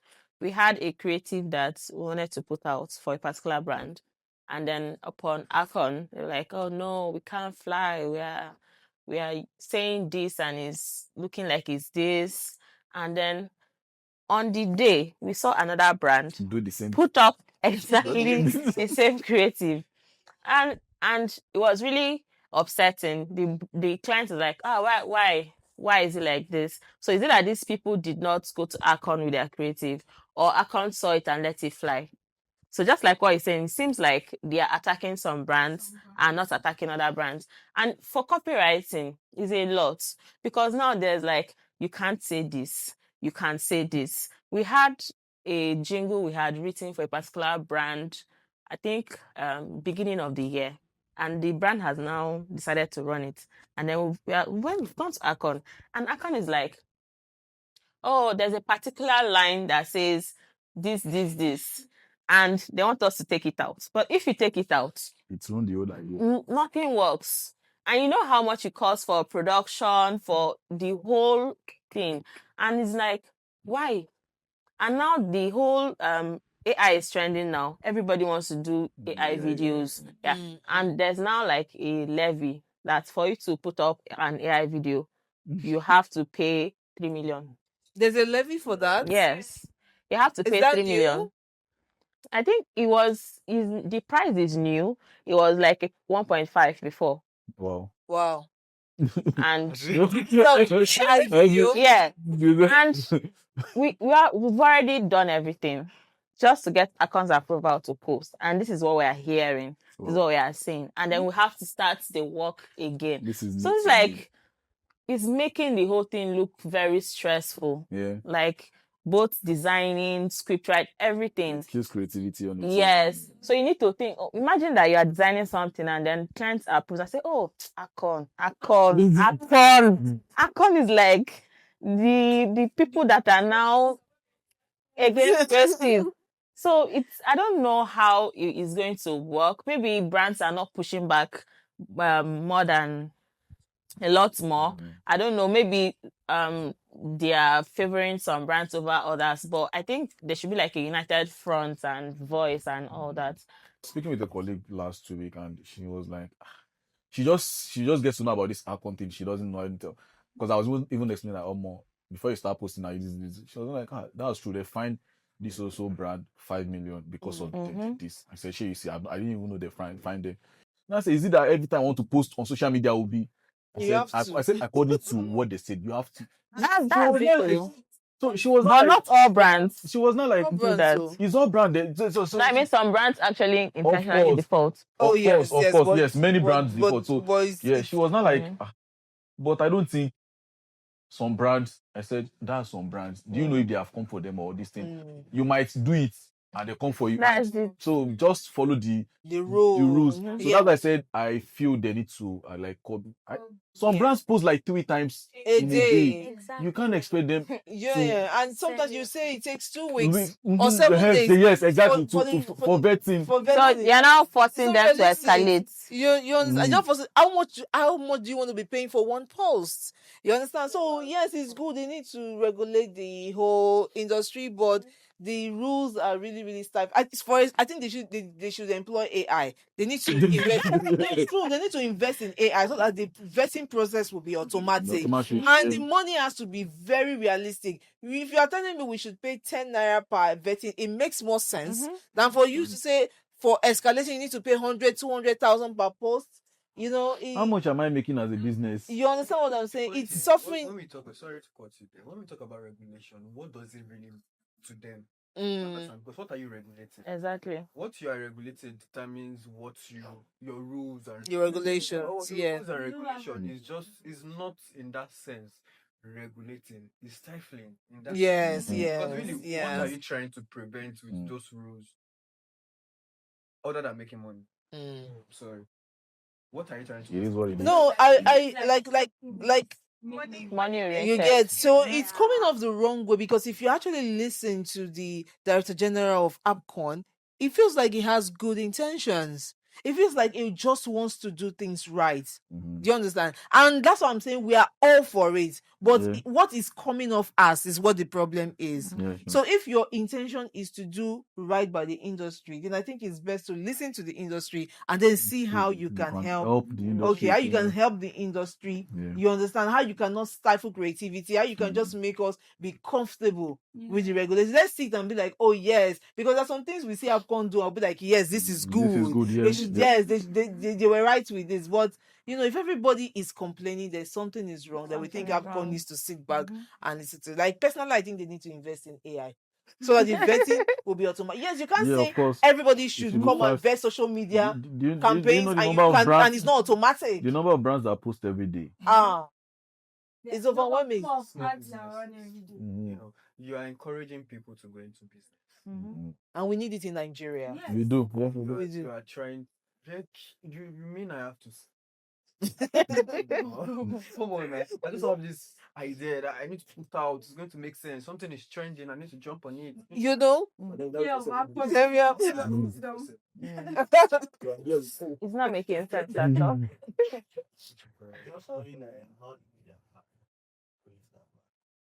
Yeah, they didn't. Yeah. When I heard, I'm like, okay, it's not your part. It's not your part.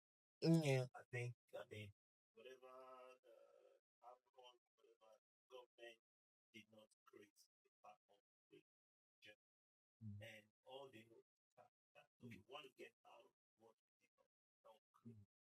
That's a Facebook. Yeah. Yeah. That's Well, they're not regulating the platform. They are regulating what you put out. That's what they are regulating. They are regulating advert because they want it to be a safe space for every Nigerian. You cannot put out what you understand. You're not cannot put out. You cannot lie. Because they need money to survive. Nobody's against them paying or against the payments, but it has to be reasonable. Yes. It has to be reasonable. So when you're making the payments, you know what. Yeah, like all government institutions, they need money to survive. We agree. And they actually bring value to an extent, because they are saying okay, because some brands can bring out some unreasonable ideas to the public, and you know it's not everybody that wants to see some triggering things.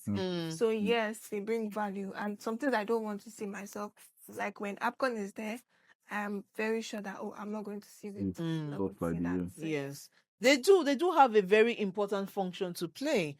Yes, but we're just saying they are being unnecessarily strict. Yes, so they should go back to their mood board and yeah, we are pleading. Because the truth is, we are talking about campaigns right now. Yes.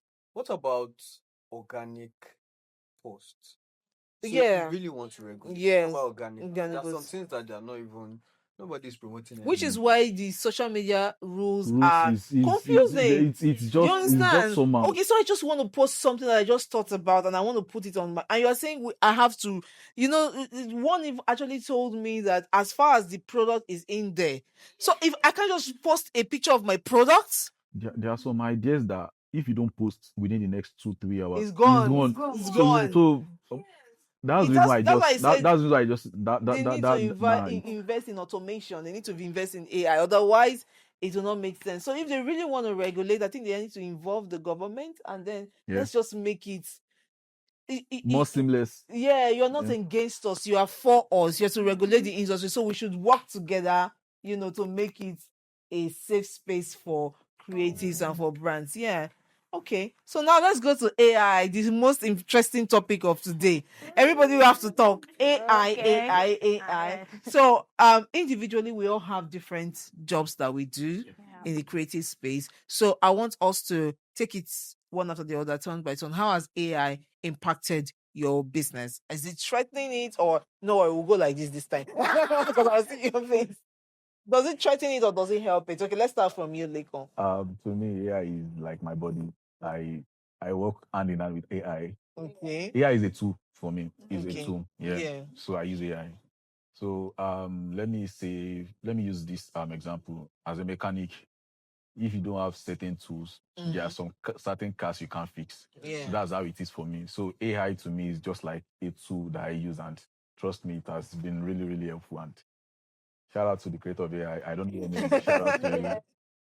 So you're not afraid that AI will take you over your job? Come on. AI is making me better. Okay. Yeah. AI is making me better.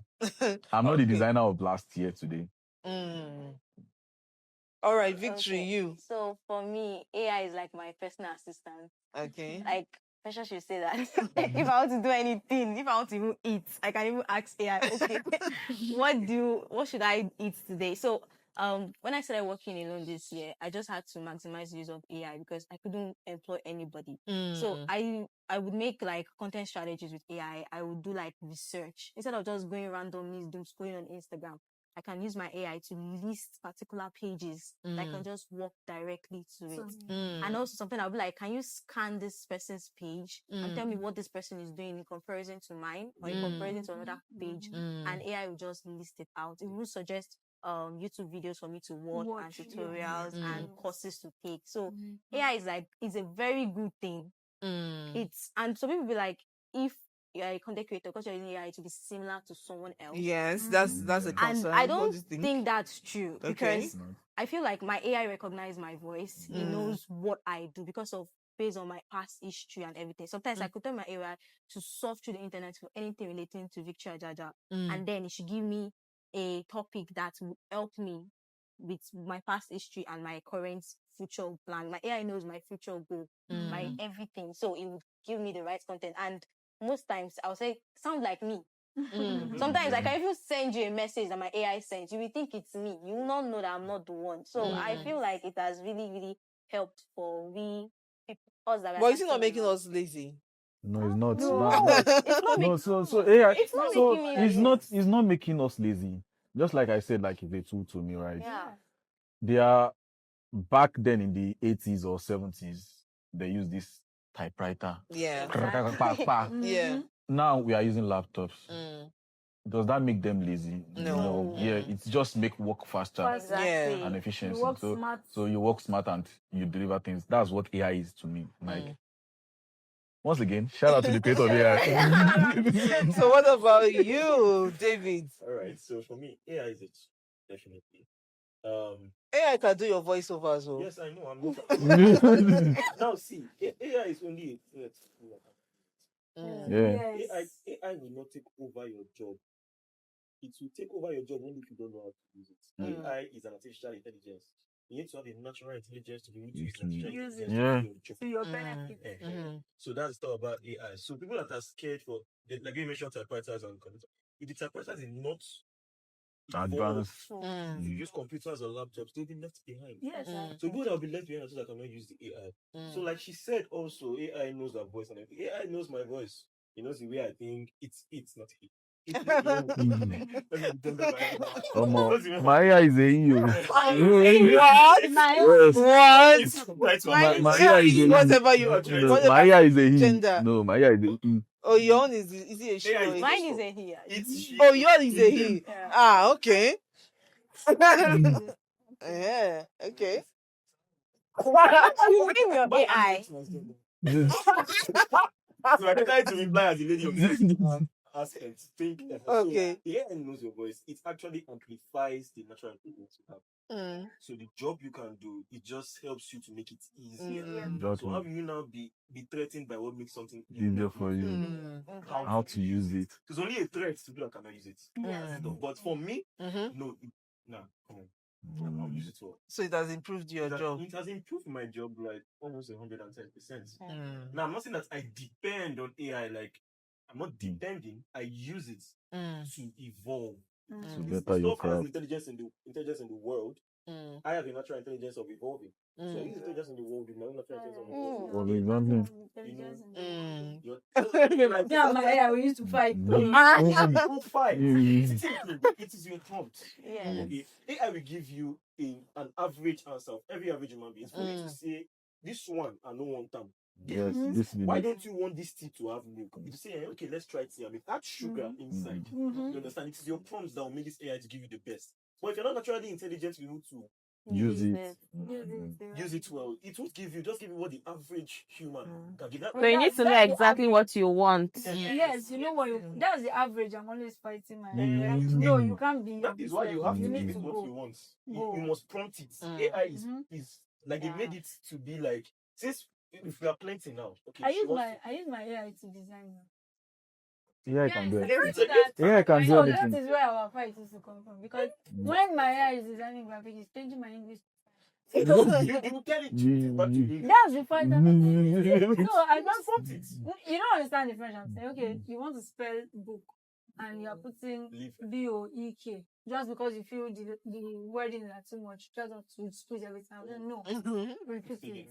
So that I'm controlling. Your tool. So I don't know how to prompt that would just lose their jobs. Your turn. Okay, so personally, I consider AI a tool to leverage on and not to be threatened by. Okay. So I work with various brands, and it's quite tasking to like think about this. So my AI understands that, okay, I work with, I don't want to mention their names. Please, I'm sorry, but I can't. I work with this brand, I work with that, but I'm like, okay, using G's voice, create this particular copy. Using L's voice, because each brand has their own voices. So I'm like, okay, let's do this, let's do that. And for my own personal brands, she understands that, okay, this is what Millicent wants. Okay, Millicent doesn't like this color and all of those things. So yes, I am a big fan of AI, but I do not support depending on AI 100%, because I've seen people go crazy when ChatGPT is down. Like, don't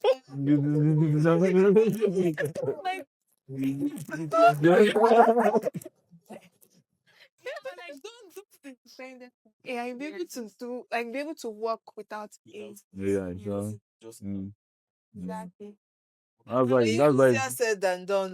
Exactly. When I also send my works to AI to review before I send to clients. Like, okay, I upload this script, and I'm like, oh, what do you think about this script? And it's like, this part is not that nice, and I'm like, oh, true. And if I say, okay, let me just copy the idea and send it to client anyway, AI said, Maybe the client is using AI. like, everybody's using AI. Sometimes I feel like when I use AI to reply some people, they use AI to reply me back. I can feel it. Years now. Yes.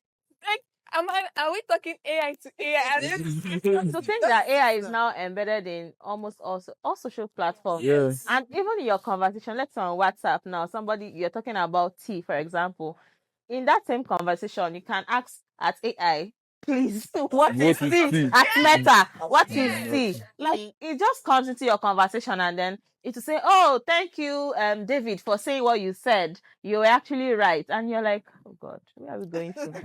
But, yeah, that's what somebody actually says. What you just said, that everybody is like, we're speaking, our AI is speaking to their AI. People are now losing their own personal touch. The personal voice is missing. Like, there's sometimes I go on Instagram and I'm just looking at some comments before I'm praying it doesn't get to the time where we lose the funny aspect of our Nigerian culture, our slang and everything. Because now does that too. They speak pidgin, they speak language. I know it does it. They do all that. They can be sarcastic. Most people are trying to now sound like posh. So they're not mistakes again. Again. No typo. Before they reply to a comment, they'll paste on AI. Is this correct? Yes. Improve. So when she's saying don't depend on AI 100%, like, it's almost impossible now, because some people, every single thing they do, like when we came here now, we asked a question, she was already asking her AI.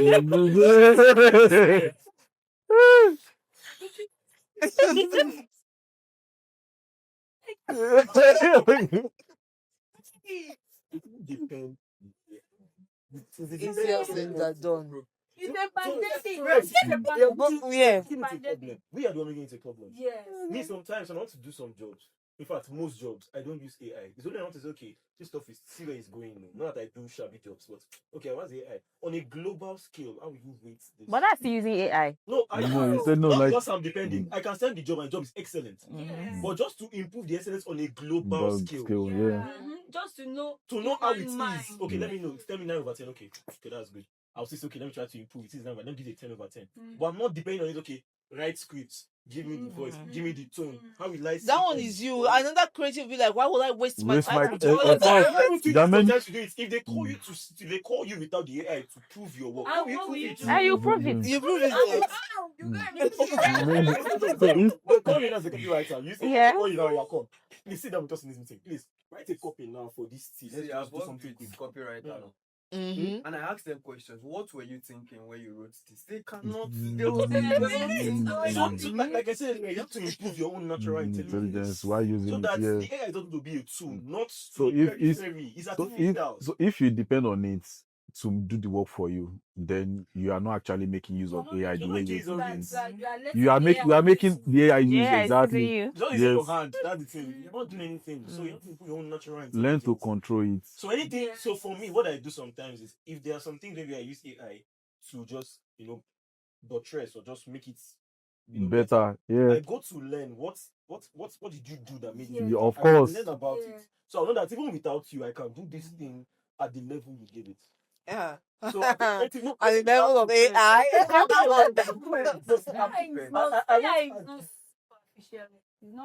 know it all. Because there are some things that are always missing. There are some things that Of course. No, you know when. So even why using ChatGPT is already there that some of the information given by this tool may not be correct. So you should know. Yeah, there's a line just there. Yeah. There are sometimes I will just play with ChatGPT and be like, what's 2 + 2? Say 4, and I'll say no, you are wrong. And ChatGPT will tell you, I'm sorry. Apologies. And truly it is. So it is 3. And it will prove to you why it is 3. And I'll just say, okay, no, this thing is not 3. After we have argued, I'll say, I'm just joking with you, it's 4 actually. It's about your natural intelligence. Yes, it's how you use it. It's how you use it, right?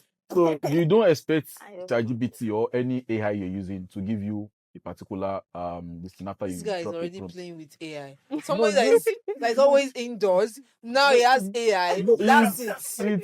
That's it from like it's so when you use it well, right? If you don't use it well, it's just like hiring a bricklayer and hiring another bricklayer.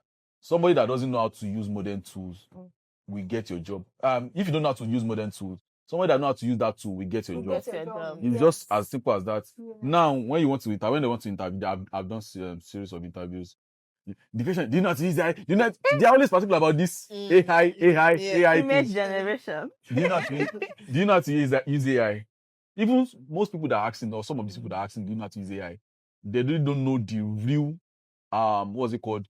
They don't know what actually the AI the prompts or what tools or what kind of AI do you actually know how to just do you know to AI? If it's ChatGPT, yes, you know how to AI. They don't even know maybe it is Click AI or is this just once you know how to use AI. So that's now like a requirement for jobs. Yes, for jobs. Or ability to use yes. The way I see this thing, before this AI become a pandemic, definitely everybody depend on AI, and then luxury with natural intelligence. Yes, that's how it is. Yes. If you're naturally intelligent, you will now be the one that will stand out. Of course. Exactly. We have seen the future of this thing. At a point, before you make tea, how many cup of water should I put? Yeah. But if you know how to do it yourself, you'll not be like the heighting, the lighting. Yeah.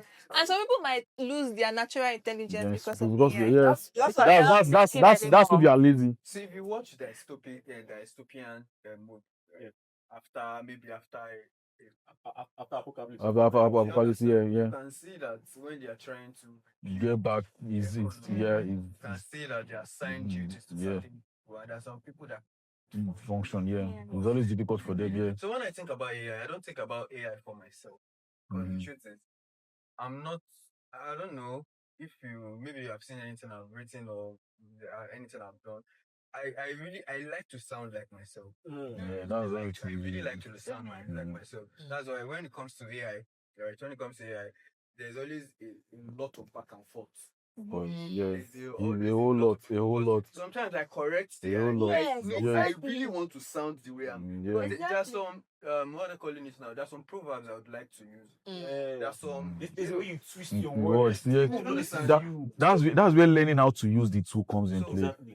I wrote something very recent and I'm like, I would like to add my drop to your ocean. And he changed it. I'm like, I'm not saying you should change it. I just want to check exactly. grammar is correct. You are not missing anything. Exactly. And you are removing, no, put it back. That just- But again, I'm not thinking, when I think about AI, I'm not thinking about AI for myself, right? I think AI generally. I don't know why I'm like that, but I'm always thinking generally how things affect everybody. Right? I wrote something very recently. I said, AI, before AI came for our job, or before AI, the industrial revolution came for the typewriter, right? Because the typewriter now is used. Very, very easy. Yeah. Definitely, that's easy to. That's easy. Go to court. I feel like those ones are that. Yeah, When we talk about AI is not here. That's the funny thing. It's coming. Yeah, no, there's still lots. There's a lot of improvement. If we are talking about AI now, we have not started using AR and VR. We have not even started yet. Because once those ones fully enter the group chat, a lot of things will be happening. So people saying you will leave the group chat. Say for example, somebody was even talking online recently, like, oh, why would you I used to tell founders, I used to, some people would just say a lot of things. I used to tell founders, instead of you being a unicorn for unicorn, Use now AI. I subscribe for CreativiTEA, I do this, I do that. I say, come on, you have not seen anything. And the funny thing is, she's actually getting the job done. So now imagine 10 people using the skill, and there are 10, say for example, there are 10 graphic designers, right? And there are 10 clients. And 10 clients are using looking the same. They're looking. And at some point, it's not even about looking anymore. It's about just passing information. Do you understand? So there are some side gigs that you'd normally get. Some of us are comfortable working where we are because they are side gigs. Yeah. But the moment they take that side gig for you, Almost they are taking your you job. AI is coming to actually take jobs. It might not take your job, but it is coming there to the point. The industry is going to get smaller till it completely disappear. Say for example, before now, coming here today, I would have had my pocket watch, right? That I just flip. My alarm would be at home. A lot of other things. There were people that were they were experts in those things, experts in wristwatch, experts in this, experts in that. Yes. But everything now is in this my phone. Everything is in my phone. Before you have to carry a big camera, and I'm very sure it's coming to that point that you will not have to carry DSLR anymore. Of course, DSLR is already becoming the thing of the past. They're already putting camera inside, and they are taking really amazing pictures. So it's we are getting to a point is to keep improving, and the moment it keeps improving, evolution, like you have to evolve. Oh, I think we've exhausted it. That topic, the AI topic. If we continue, we might continue it tomorrow. So let's just pause and then let's now talk about each individual person here and what their superpowers are. Yes, we have amazing creatives in the house. So now, strange. You have like. You know the funny thing, you should tell us what superpower person do you really are. Like, for example, you're Dr. Strange, Abi. You should compare yourself to an actual superhero and say, okay, me, I can be this person. We're done. I wanted to say Batman as well, but the money part, because it's coming. Yeah. Actually, I'm Batman. For real. So now introduce yourself. For you, exactly. Brag about yourself. Tell us your superpower, and then if you were to be a superhero, who would you be? Yes, that's nice. Come on. Should we start with you again? No. You have been avoiding. Omolola, we are starting with you now. Brag. Let's hear you. God help us. God help us. But you know why I'm saying we should do this? Because I noticed that most creatives don't know how to brag about themselves. You rather just quiet and let the work speak. But sometimes, you know, when you have the floor, go on. Just tell us about yourself, what you do, Actually, how amazing you are. I don't do superheroes. Oh, you don't do superheroes? We'll assign one to you. It's in Hollywood. You don't do nothing.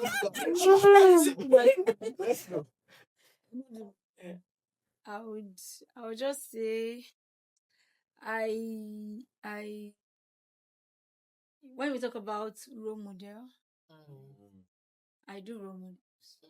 And I don't choose role model.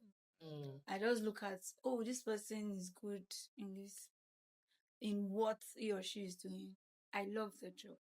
And I just get interested in the person, see more of what the person is doing. And if you see me in your DM say, wow, you are doing a very good job, it's because I've seen a whole lot and I feel, yes, you are good at what you do.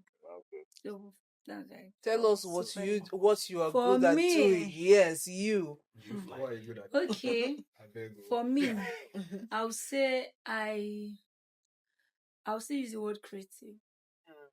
I love being creative about things. Whatever I want to do, like my motto is anything working at all is working well. That's a good one. So whatever I say I want to do, I make sure I give it my best shot. So I would say one of my superpower is getting the best out of what I'm doing.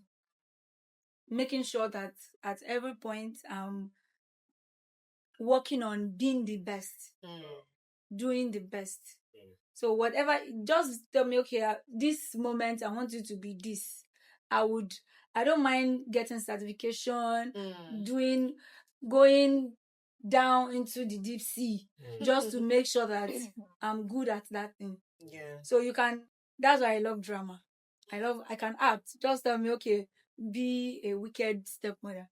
Then That's a rule. That's a rule. No, that's a rule. That's a rule. That's a rule. So just give me the character, give me the job. I go extra mile just to get it done. I get creative about it. My focus is I want to give this my best shot. And you do. That's my drive. Nice. That's wonderful. That's my superpower. Yeah. That's my superpower. Are you going like this? To dodge. Okay, so I'm a creative first, and I write content, copy. But there's something I think I do well that maybe I don't give myself enough credit. I talk. Yes. So I feel like, in creativity, there's something we call the finisher, especially in art direction. The person that comes and makes everything all nice. I think that's where I fall in. Yes. So I think I have the ability to diffuse situations. I have the ability to make everything all come out fine. And thinking about it now, I think I should try to tap into that place more, because sometimes I feel like, oh, maybe I can pass off as a therapist or a consultant, because just tell me what to say. Just give me topic. And I think I have experience bank that somewhere is just coming out, and there's know this thing about this thing, know this thing about, and know something about almost everything, and then you can just say it. And that's why I feel like as a copywriter, that experience also helps me, because when I'm now thinking of things or maybe ideas or insights, and I'm like, okay, this can happen, or this is it. So I don't know. For a superhero, I don't know the name. The finisher is Yeah. It's fine. Finisher is fine. Finisher. Finisher. Yes, so that's me. Superman. I think it's my turn. Yes, it is. Alright, so I feel like I can't say I don't know because I do know. Mm-hmm. Right. I think my superpower is that I think a lot. I think when I look at Yes, something, thinker. I don't just see it for myself. Mm-hmm. I see it don't know how I can put it. Like you see it beyond I see what it beyond people what hear. it is, right? I see it beyond what it is, and I morph a lot. Yeah, sure. That I just mentioned that photographer. Someone must have been looking at me like, "Oh, do you do photography?" Yeah, I was once a photographer. Yeah, I worked as a photojournalist, right, for Agro Nigeria. Before that, I was an actual journalist for the Guardian newspaper. Wow, not slow. You understand? And after that, I tried modeling, right? I tried acting. I was even registered in a professional basketball team. I used to have crazy. You was like, you know, So my mom is a tailor, right?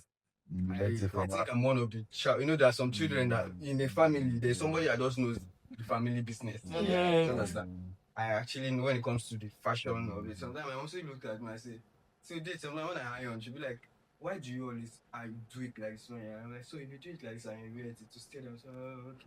She has been doing this all her life. Do you understand? And it's not like I learned it, right?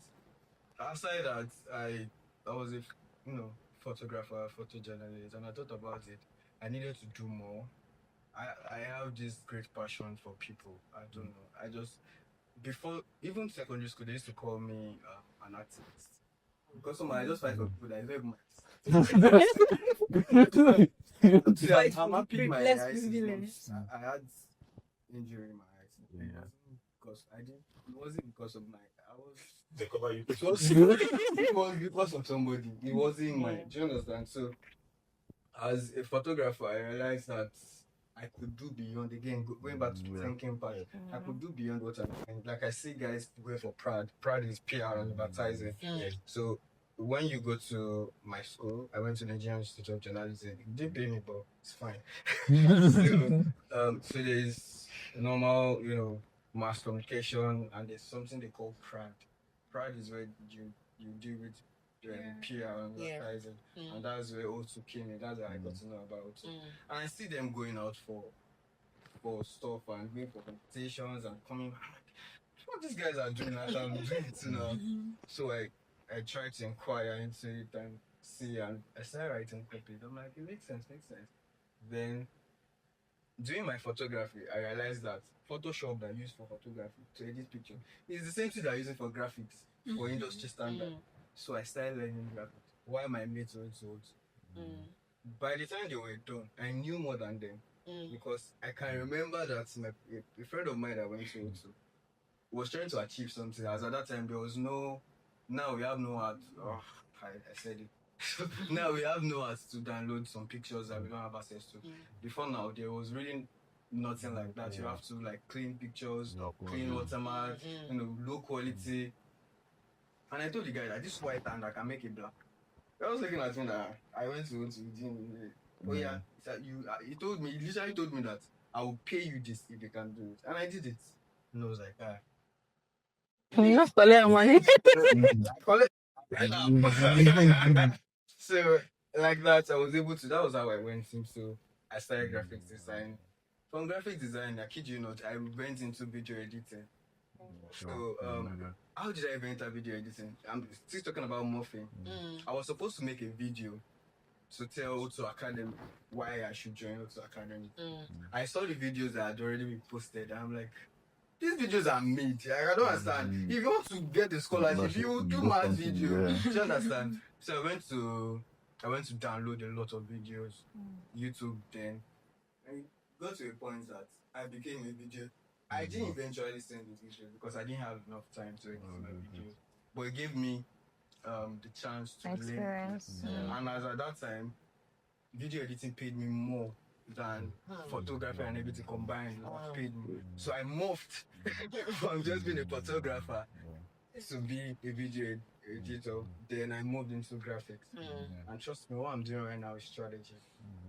Do you understand? That's where the mad idea comes in. We mentioned it at the last time that he did something that he sent to me, just an idea that came to his head. I can't remember exactly again, but it was about SpongeBob. Yeah, SpongeBob and Workers' Day, and how Nigerian brands can tap into it. And then he posted it on LinkedIn, and the brand reached out to him. So, yeah. Yeah, that was like I did one very recently with Lego. Okay. And today I 46K impression. I'm like, okay. And I did one for Shotlers. Although Shotlers, I don't know what is wrong with them because that thing is very serious. What I posted, like, it's a very serious issue that I think they should pay attention to, right? Again, so right now I move a lot, and I feel like all these things. Now I feel like the reason I had to go through this route was because I needed to be a strategy and move it all. Do you understand? So you can't actually make me feel a type of way. When I work with you, I understand what you have been through. As a copywriter, I've written copies, and not just copies. I've written actual copies, right? And I've worked with, I've been able to work with some brands. Do you understand? So I have that bragging right. And I like that. I like that I've been able to go around. Do you understand? I think the only place I've not touched like that is maybe the website and the rest. So now I'm just a follower. The guy. Mad idea. He's also a gifter. Anytime he sees me, he gives me a gift. Yes. All right, your turn, Millicent. Okay. Okay, so it's nice here. Calm down. Please just okay, so for me, I think I'm a critical thinker and I'm a fast learner. Because there are some skills that I brag of presently that I never went to anywhere to learn. Okay. So one of the skills is social media management. So I just went for an internship. How did I even get that internship? It was from my friend. She's like, I go to the island every day. Then I was only 19. And I used to get really freaked because I come from Alagbado. So when I get people say they are going to the island every day, I'm like, they're going to the city. You go to the city, wow, I want to follow you. So it's like, no, you have to apply first. I said, okay, fine, let me apply. Then the lady said, I'm not going to pay you anything, no, you just be coming. I said, okay, fine. Okay, a lot of people that came to do the internship stopped. So it was just me and two other people. She was really strict. Every day she's calling me, Millicent, how did you start? Are you sick again? Like, I just want to learn. And I want to be going to the island too. And what they used to do back then is every time we come to work, they'll buy us food. That was enough. And she would teach me, to tell me, oh, this is what we're going to do, brand strategy. She was really, really good. I think I should call her name Miss Jennifer. Shout out to Miss Jennifer. Yeah, she was a really good boss. She put me through, do you know the shortcut to anything is having a good boss? Yeah, like when you have a good boss, it's like you're a replica of the person. She, presently now, she calls me to go and do presentations for her because she's not in Lagos. She's like, oh, Millicent will deliver. When I send Millicent there, Millicent is going to close the deal. And I'm very proud of it because, I mean, you built me to this particular level and I'm proud. And also, I think one of my superpowers is I know how to make anything beautiful. If you give me something now, I take this cup of coffee and I'm like, oh, let's talk about. I would advertise it and make it look like it's one. I can sell anything. Let's just. You are the seller. And there's groups like that. I believe there's one thing I strongly believe is I romanticize things I do. And I feel like I'm a feeler and I'm very, very emotional. So if I'm writing, I put in my all. So like if you see my work, you're like, oh yeah, Millicent did this. It's just like you see that Perry's work, for example. You can always tell that this is kind of Bradford. And let me say, I was to be a superhero. She's a superhero or not, but I'll be Wonder Vision. Wonder Vision. Wonder. You call it yeah. Sorry, I will stop my vision. Nice one, nice one. All right, your turn, David. No, you were going like this now. Pastor, Calm down. No proverbs. Okay, Proverbs very important. Proverbs very important. I know. Okay, so Brag, please. I go back. Don't say my shoulder. Say my shoulder. Just okay. So I have the ability to bring life into any rooms I come in. Don't be proud, please. To be humble, but don't be proud. And the funny thing is, I can be. Let me use the word extroverted and introverted, but in the sense that extroverted to bring life, introverted to observe and be able to be empathetic, to understand people. So just a few conversations and then you just give me everything that has been in your mind. I know it can look like I'm manipulating, but it's not manipulation.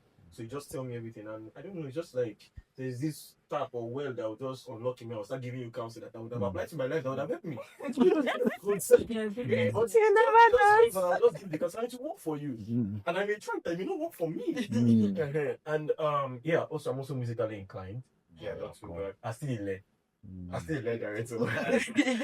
I did try. Do you sing or you just? I sing and I try on the keyboard. You look like someone singing. I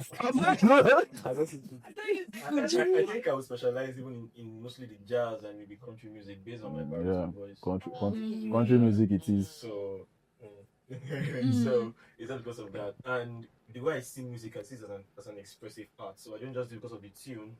Like I can hear a full music, a few music artist song, and the only thing that I'll just focus on is maybe just one note change. And that one note change can take me to like there's kind of high that comes with it. So I can just stay there in that. I don't want to be musical here, but I can just stay there and and I just wonder why is this guy moving from a do to a D? Why is it going from a semitone to a tone? Like the way the person moves it comes down a minor to a major, diminish and all of that. I just be like, why? And then I try to be in that person's shoes, and it's just very expressive. So it's like I'm in a world on my own, suspended, floating, that kind of thing. You're a poet, too. You're a poet, too. Well, it come. You still don't know. You know, like if it is like when you can, I just start writing, just pour out my mind. People will be like, this thing's so poetic. I'm like, really? It just they come. Like it just you get so things are just natural for me. So how you know the book of Proverbs? Not the book of Proverbs. But things just come natural for me, and I also think very well. That's why I say I can be very extroverted. People think extrovert don't think. I'm very extrovert, but I can also sit down and think, why is this coffee brown? Why must it be brown? You know, and I think very, very well, deep beyond this stuff. So I talk and I think, yeah, I'm also mad. I can be shameless. I can be. I have stood up against the whole school.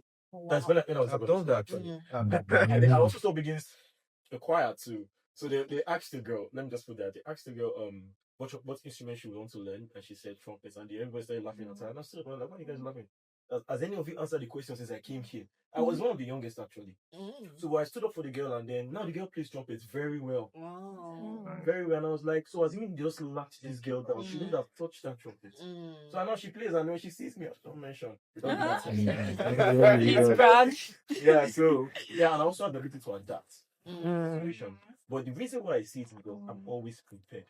Not that I am intentionally prepared, but based on the fact that I hear facts, I see facts, I get information, I listen. So no matter the situation, I must have one or two things to say that will make sense. So like you just come here, David, now let's talk about money. I'm a thief. Let's talk about business. I'm a thief. Talk about music. Talk about women. I'm a thief. Yeah, so because I already have all round experience, well rounded by the grace of God. It is well. Preaching, pastor. No. Let's be humble here. Like the grace of God. Yeah, and I also pray definitely. That's all now. Yes. So the way I see myself, no, I'm not a religious kind of prayer warrior. Okay. I'm not the typical Nigerian religious person. You know, the ones that believe that you must shout. Shouting is important too. Like there's a way you talk and there's a way the agony will touch you. You go cry, God. But I'm not the kind of person that believes that I must shout. They say I'm not hearing you praying, but must you hear me talk? But I fornicated. But you know, I kind of do the prayer like a token, a connection. Yeah. You know, and that stuff actually moves more mountains than trying to shout and prove that I'm praying to you. Definitely. I think it's my kind of superpower. If I am away from God, I'm not pastor, please. If I'm away from God, I kind of like lose my clarity. Yes, so I lose my clarity. I'm in darkness. Not You are pushing off your calling. Yeah, no. You know, calm down. Calling is on you. No. Yeah, the calling is the oil. The oil is on you. No, we're losing fry egg. But I'm just trying to tell you guys, it's just my superpower. Another thing, yeah, I also love my mom. I think that's also another. I love my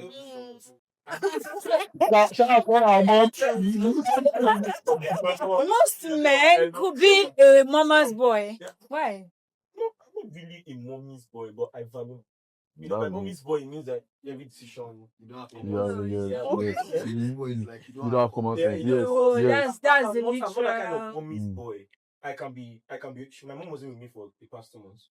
Yes, but I value the woman so much because I don't have a dad. Yeah, so she stood in for my family of 5. And then she raised her sister to go to the best boarding schools and all of that. I value that woman so much. So I really love my mom. And that was driving me. I don't, Pastor. Just calm down. Pastor David, oil is on your head. Come buy the oil. You didn't answer your AI superpower. You said I also know how to prompt very well. You know, you said something. You said you can do something and like AI will think that you should do it and it should look as if it's AI. They said so. No, I know how to prompt very well. When I prompt, people actually tend to ask me, how did you do this? Because I actually improve my natural intelligence in a particular area. So you give me a job, I go to research on my own about the area. And then I do my job and I bring it to AI. And when AI does its job, I ask it, why did you do this? Why did you do that? What if you did this and did that? What if I brought this in? And when the guy finishes his own, I will look at that, study what the AI did, do mine again, and bring it and do the comparison. So you compete with AI. No, I beat it. I beat it then because we're competing, we're on the same level. I will try to tell it, you have not done. Don't do this, please. Like maybe competition, there is a winner. Nobody is the winner. But yeah, it's so it doesn't beat me. Well done. Okay, it's my turn. Yes.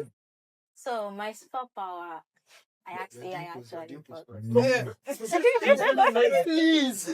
That's supposed I didn't admire it. But you hear what she said. She asked AI.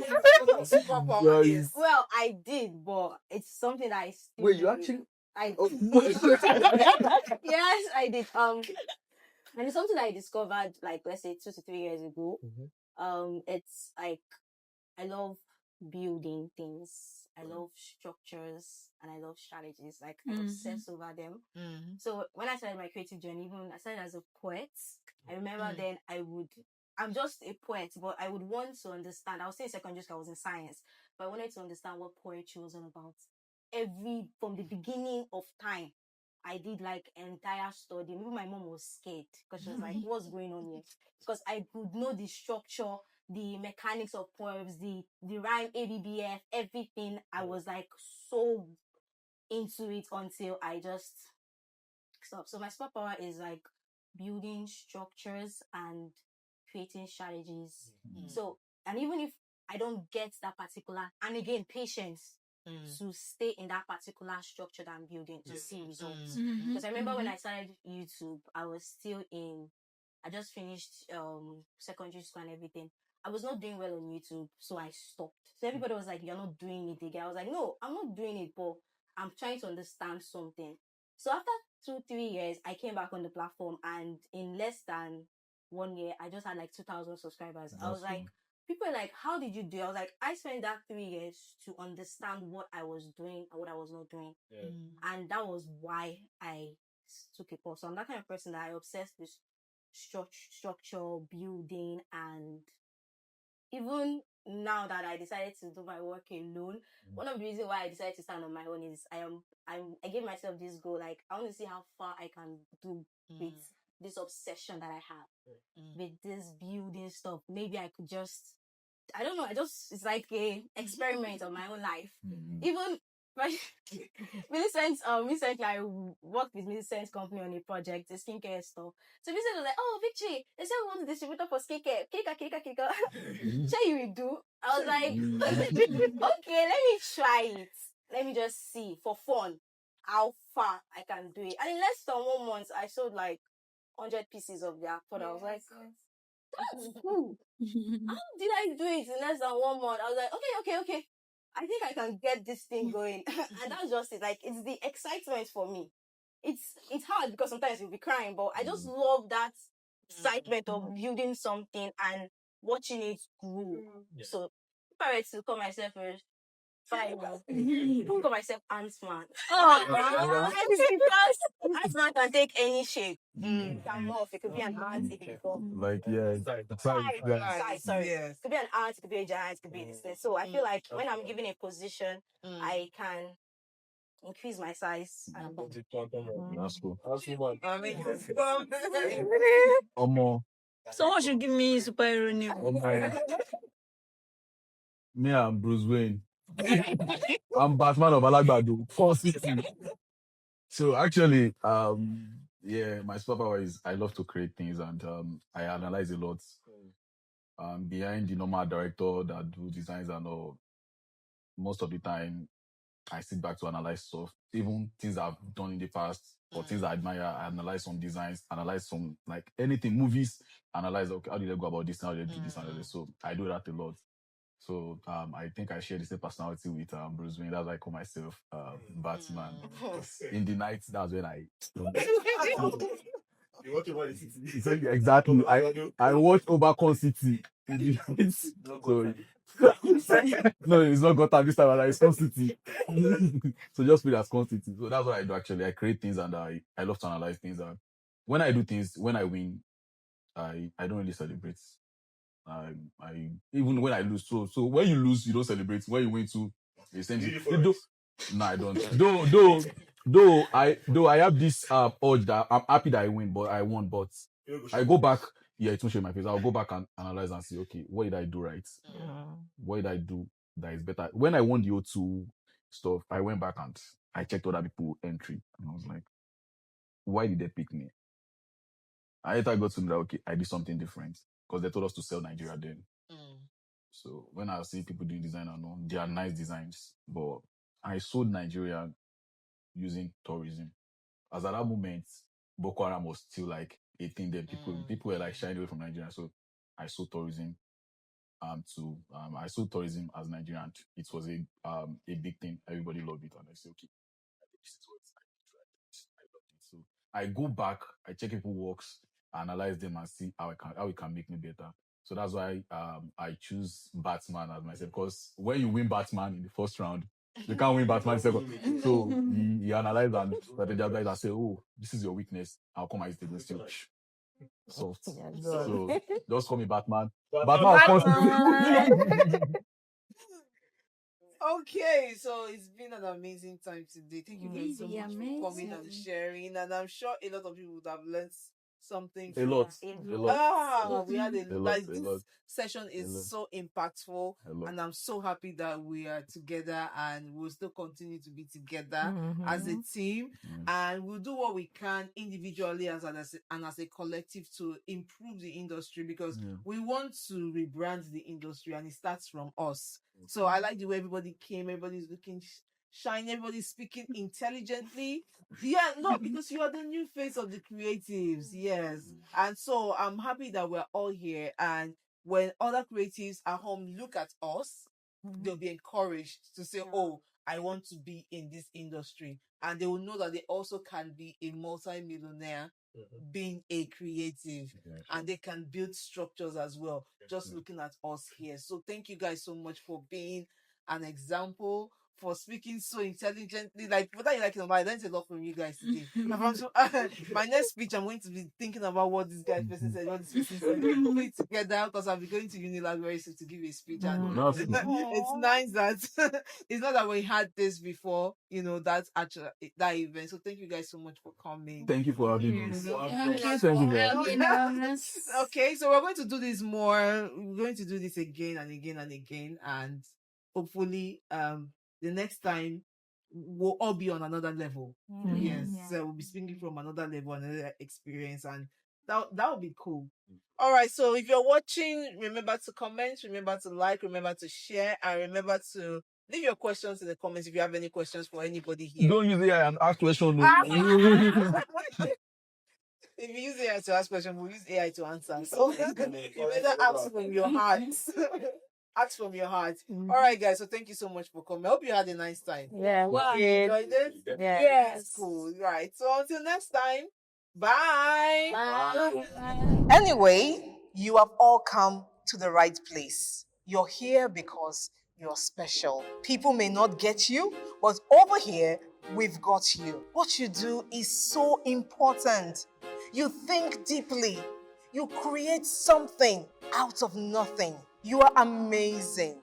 With your fonts and your syllables, your crazy moves, your beautiful costumes, and even his ugly cry face, you bring joy and laughter to the world. You bring hope, you inspire, you change perceptions, you change the narrative.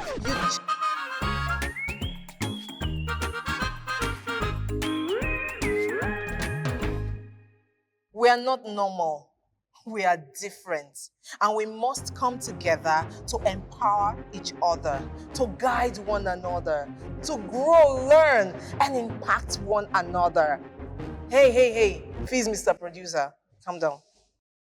This is our safe space. This is our fertile land. No tensions, no restrictions. This is where your creative beast can run wild.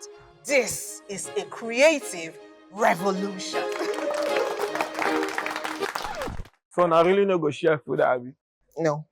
No, wahala. Mad.